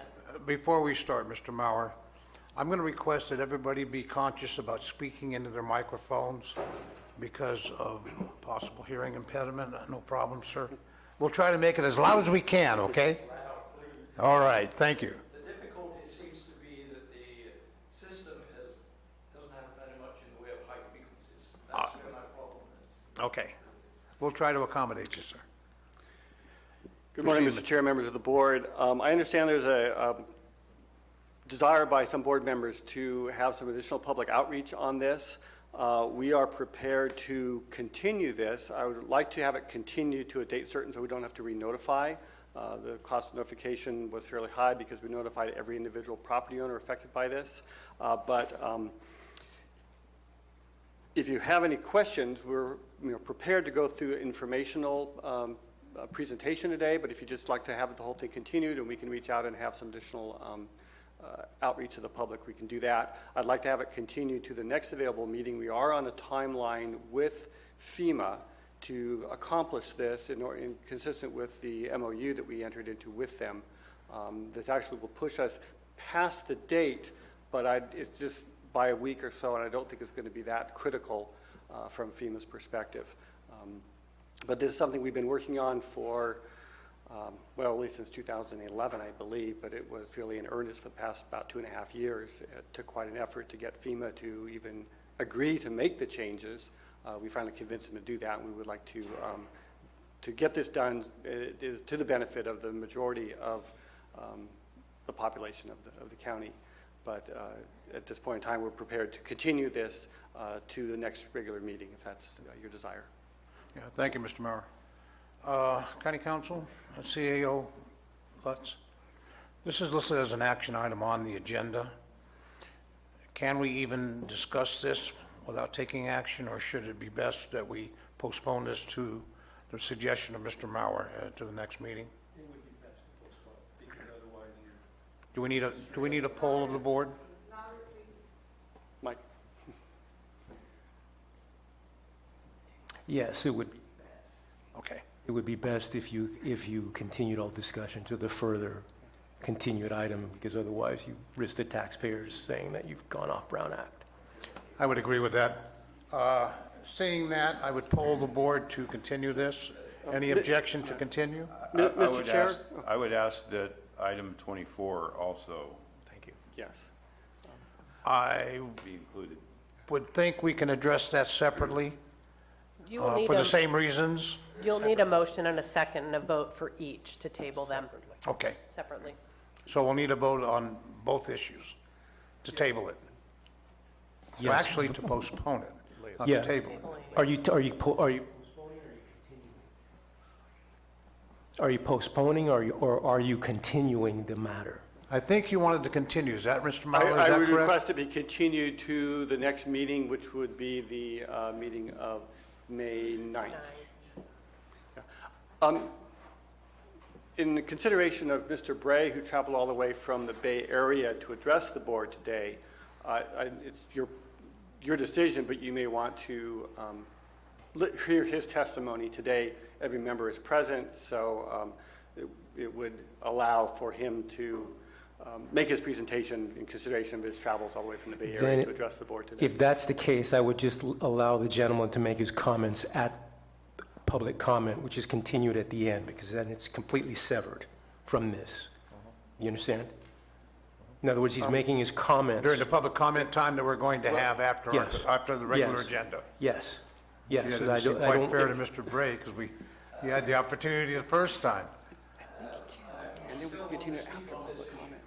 Okay, tell you what, let's, Yeah, Mr. Bray, I'm going to give you the opportunity during public comment, but we're going to actually take a poll of the board to continue this event till next meeting, so we can give the public a chance to speak to this. But you're going to get the opportunity to speak during public comment after the completion of the agenda. Is that agreeable with you?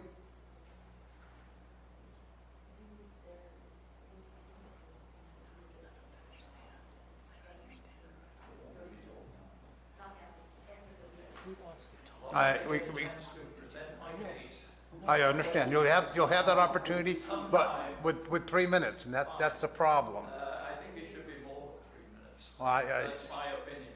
let me consider that. I don't know if I can do that legally, but I'm going to see if I can do that.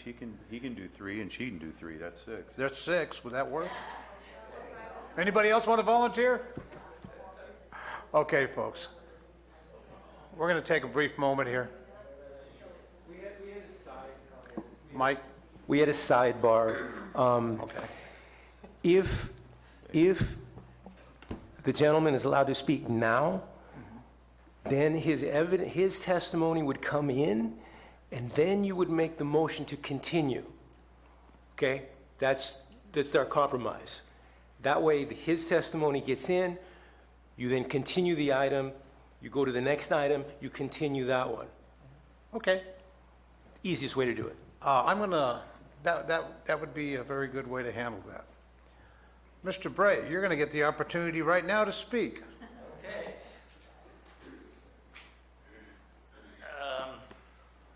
As you can probably gather, I am not a happy camper, but I will try to present the facts as I see them, and I hope you will listen, because it's important that we get this thing resolved.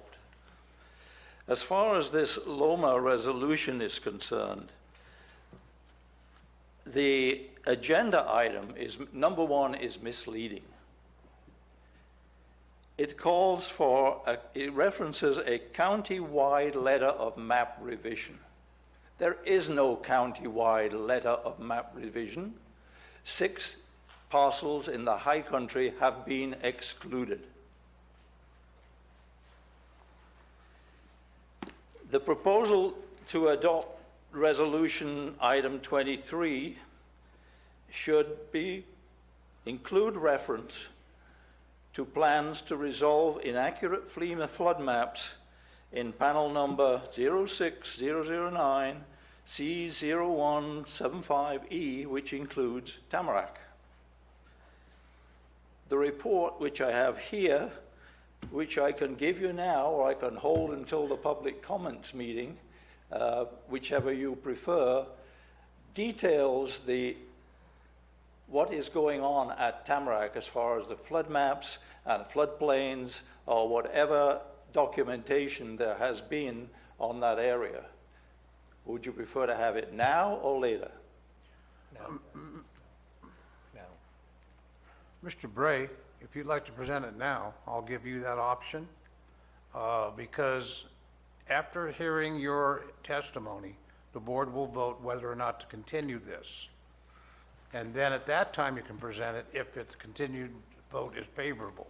It's Or better you can you have present it it now then, Your because choice, it's sir. part of the overall problem, it's part of the overall discussions. How many copies do you need? 6? 8. 1, 2, 3, 4, 5, 6. I believe there's 8 here. 1, 2, 3, 4, 5, 6, 7. 8. Okay. This one doesn't have a problem.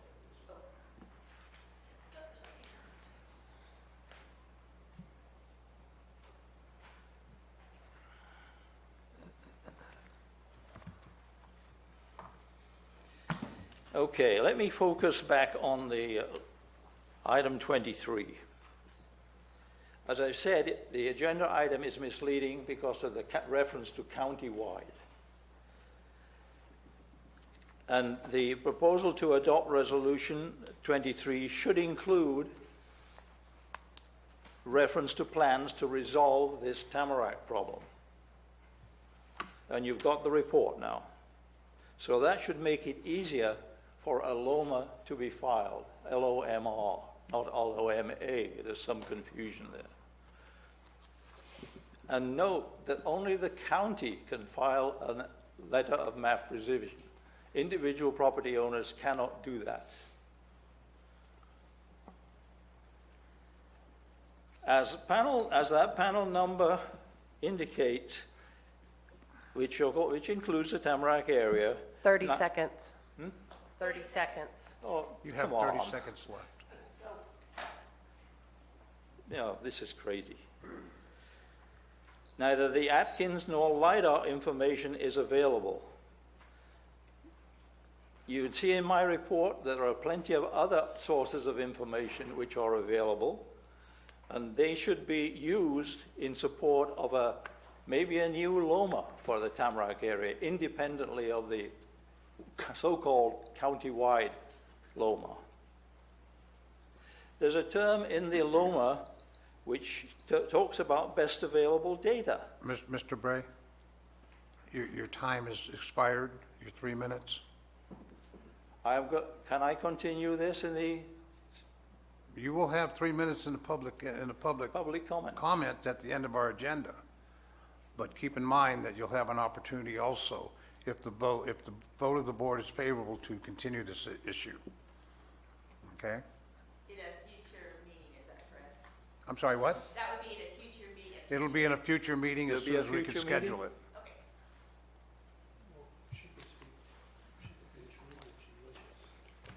Well, sure, she could if she, Mr. Bray, if you'd like to have your accomplice there. That's probably a bad word, huh? If you could have her speak for 3 minutes, we'd entertain that. I'm sorry, I'm just not catching. If you'd like the person that's with you to address 3 minutes, we'll give you another 3 minutes, but she has to speak. Well, she doesn't she have do- all the information. That's what I was afraid- I was- unfortunately. that's what I was afraid That's of. the difficulty factor. I Okay, have got a so very, very basically clear- what we can do, I've got a very, is- very clear picture of I what is going on understand, Mr. here, Bray. I understand, and I but- am not happy about it. I understand, but we need to make sure that you have the opportunity. And I think right now, should the board vote to continue this, then you'll have that opportunity. And at that time, I would have you request for an extended let's- period of time, maybe a 5-minute period at that future meeting. Let's continue. I'm sorry, what? Let's continue. No, sorry, you said if the board should wish to continue? The board has to vote on it. Oh, I have to vote on it. Yeah, and it'll be continued to another meeting held approximately in 2 weeks. Okay? Okay? Another meeting. Mr. Yes, Supervisor Platt. He has 3 minutes, if they hear me, can we let him have the 3 minutes now since he has quite a little back to the Bay Area? County Council? Could he have his 3 minutes of public speaking now? I don't think we have to declare a public speaking. Sure. Okay. Mike? Okay, Yeah, we speak, can do that for economies of scale. We should You have do a friend in the county council's office, Mr. Bray. You can use 3 minutes now of your public speaking. You can use your 3 minutes of public speaking now. Now. Yeah, they're Okay, I think it's important. Kind of a unique situation. We're trying to accommodate you. I think your 3-minute limit is kind of ridiculous on complicated Well, situations. don't waste your 3 minutes, Quite sir. honestly. Anyway, the best available data has been used by FEMA for a long time. As far as the Tamarack situation is concerned, the best available data is what I provided to you in that report. There is no Atkins data. There is no LiDAR data. So there is no data that is there except for what I'm providing in that report. So that should be the best available data and should be used in establishing a new LOMA.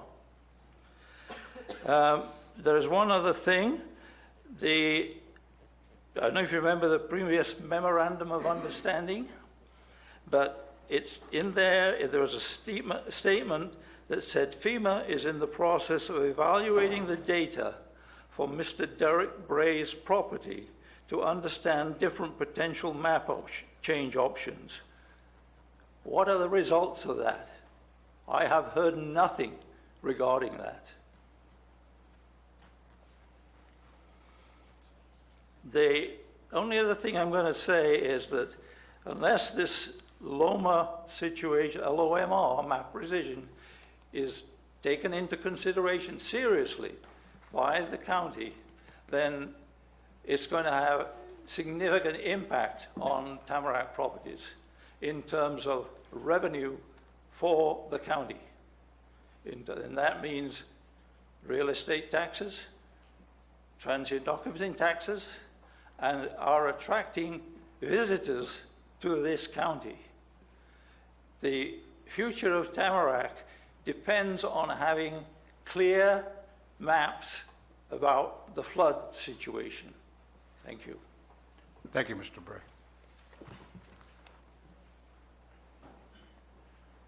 Okay, we're going to bifurcate and go back to the board for the issue of the continuance of this agenda item.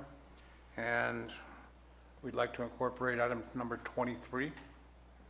So we need a vote on each item. Is that correct? Okay. I would vote on them separately. Okay. Regarding item number 22, is there any? 23. 23, I'm sorry. Is there any public comment on that before the board considers a continuance of this item? Seeing none, I'll bring it back to the board. I would move to postpone. I would second. Moved by Supervisor Mills, second by Supervisor Tofinelli, to postpone or continue. Continue. Then we need to amend the motion then. To what date? I would then move to continue to the next full board meeting, which would be May the 9th. The amended motion is on. I would second. Second by Supervisor Tofinelli. Any public comment? Bring it back for the board. All in favor indicate by saying aye. Aye. Opposed indicate by saying no.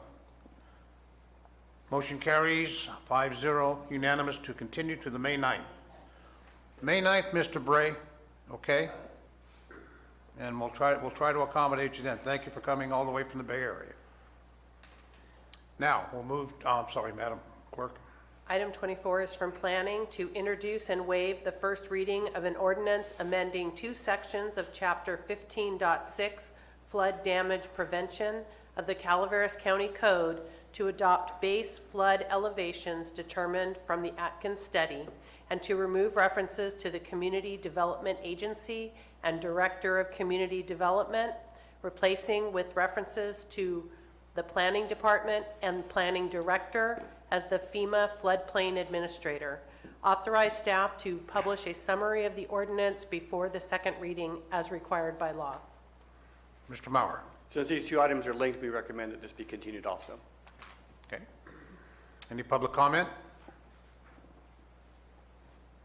Seeing no public comment? Any comment by the board? By staff? I would entertain a motion to continue this to May 9th, I believe. Yes, the motion would be to continue to May 9th meeting. Supervisor Mills moved, seconded by Supervisor Tofinelli. No public comment. All in favor indicate by saying aye. Aye. Opposed indicate by saying no. Motion carries 5-0 unanimous.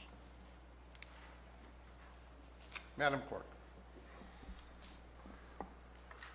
Item 25 is from the Planning Department to adopt an ordinance amending the zoning of real property in Calaveras County from U, unclassified, to PS, public service, for McCullum Hill Fire Protection District.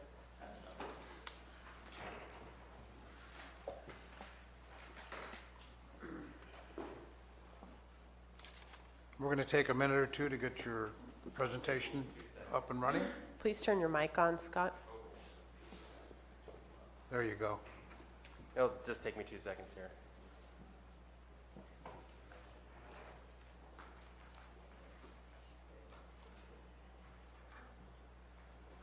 All right, we're into 5 seconds now.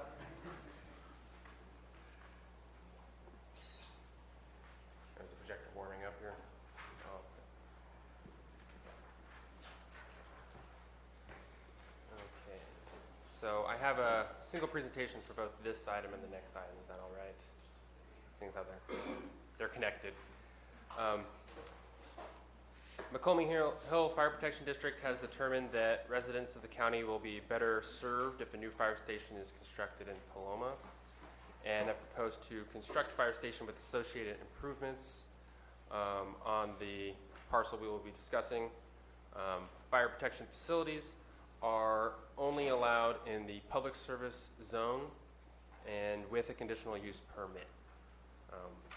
The parcel in question is currently zoned unclassified and has a general plan land use designation of natural resource lands, timberlands, and mineral resource area 2A.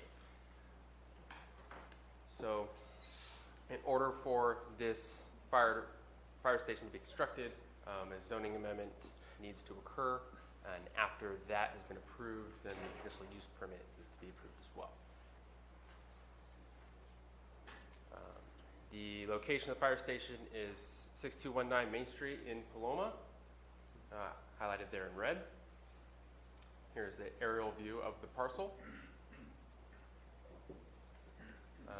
As I said before, facilities are permitted only in public service zone with conditional use permit. That's currently zoning classified, and we need to approve the zoning amendment prior to the conditional use permit. For the zoning amendment, it's currently zoning classified, which is meant to be an interim zone until a more precise zoning district can be applied. Any use permit applied for in a unclassified zone has to be accompanied with a zoning amendment. Public service, the zone that they are requesting, are to be used for public purposes, including public utilities, public agencies. The public service zoning is consistent with all land use designations in the general plan. This parcel is located within the Paloma Community Center. It is mentioned specifically in the general plan that community centers are intended to provide the availability of fire protection services. Here is the site plan for the project, and I've kind of thrown it over the aerial view here so you can see better how it will fit in with the current parcel, how it appears today. The conditional use permit to allow for the construction of the fire station requires it to comply with performance standards outlined in the zoning code, chapter 17.48.060, which regulates parking, landscaping, lighting, and noise. Those requirement for parking is fairly ambiguous. It says per approved development plan with a minimum of 2 parking spaces. They propose 11 parking spaces, which staff has deemed adequate for the proposed use. For landscaping, landscaping has to equal 5% of the area disturbed by buildings and parking. There's approximately 7,000 square feet of disturbance as outlined in the provided site plan, which would require 350 square feet of landscaping. The originally submitted site plan has a landscaped area here in the bottom corner of approximately 400 square feet, includes trees and rose bushes, which would exceed the required amount. For lighting, it is part of the conditions of approval that all lighting shall be shielded and directed in such a manner that it won't shine into adjacent parcels, and that will allow it to comply with performance standards. And as far as noise is concerned, County Code Title 9.02.060 exempts all emergency sirens, personnel, and equipment from noise limitations due to, by their nature, they have to be loud and alert people of their presence, and that's why they're excluded. As far as access to the parcel is concerned, we'll have an encroachment onto Main Street in Paloma. It has been reviewed and conditioned by Public Works. Both CUPD and, CUP Water is their water purveyor. They have on-site septic. Both CUPD and on-site wastewater have no objections to this project. We have done a CEQA initial study and determined that it will not have a negative effect, will not have a negative effect on the environment. No comment letters were received during the public review period. As a result, I recommend that you adopt the ordinance to amend the zoning and adopt a resolution to approve the conditional use permit. And since those are two separate items, it would be two separate motions to do that. Understandable, Mr. Mauer. Mr. Mauer, who brings this request? Is it the Moke Hill Fire Department District or? Yes, it was McCollum Hill Fire Protection District. Okay. Any public comment?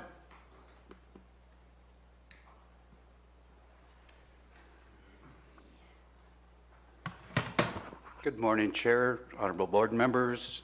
I'm Mike DeLordo. I'm a recycled fire chief now for the McCollum Hill Fire Protection District. A number of years ago, the fire district with the lowest income in the county, the McCollum Hill Fire Protection District, embarked and asked their constituents to put a $75 a year parcel tax or building tax. They did. One of the commitments that board made was that they would try to create a presence in Paloma. Paloma is served by McCollum Hill. We end up, our volunteers can get there within about 7 minutes. That puts us about 7 minutes ahead of everybody else that would come. So when LAFCO tells you that we need to consolidate and consolidate, you can recognize that all you're doing is reducing services to your people.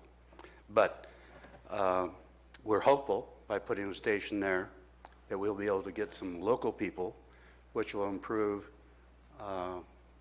the turnout or the golden minutes down to 7 from the seven more. So the Fire Protection District requests you to approve this, and we will move forward, and we will probably, the design you saw there will change a little bit.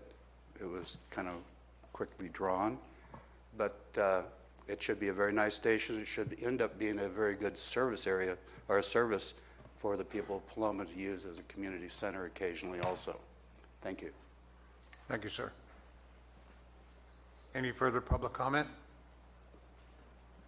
I'll bring it back to the board for comment or questions. Supervisor Garamendi. Thank you very much, and thank you, Susie, for coming as well today, representing your board. And Mike, thank you so much as well. This is at least 2 supervisors preceded me in this whole process, and we thank the Fire Protection District for bringing this thing all the way through. Thank you very much. I think it's a big plus for the citizens of Paloma. Moke Hill's been great, but it is a little bit far, and this hopefully will help us engage more volunteers in our community as well with you guys there. And so I want to thank your board very much for bringing this forward.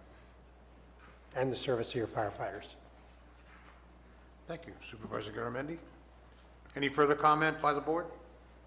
Supervisor Clapp? How are you doing, Mike? You forgot to tell everybody you used to be a supervisor up here. I'll recycle almost everything. Nice seeing you, Mike. Okay. Any further comment?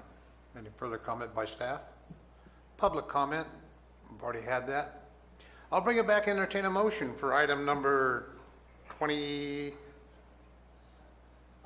Thank I'd you. like to make that motion. Supervisor. I'd like to second it.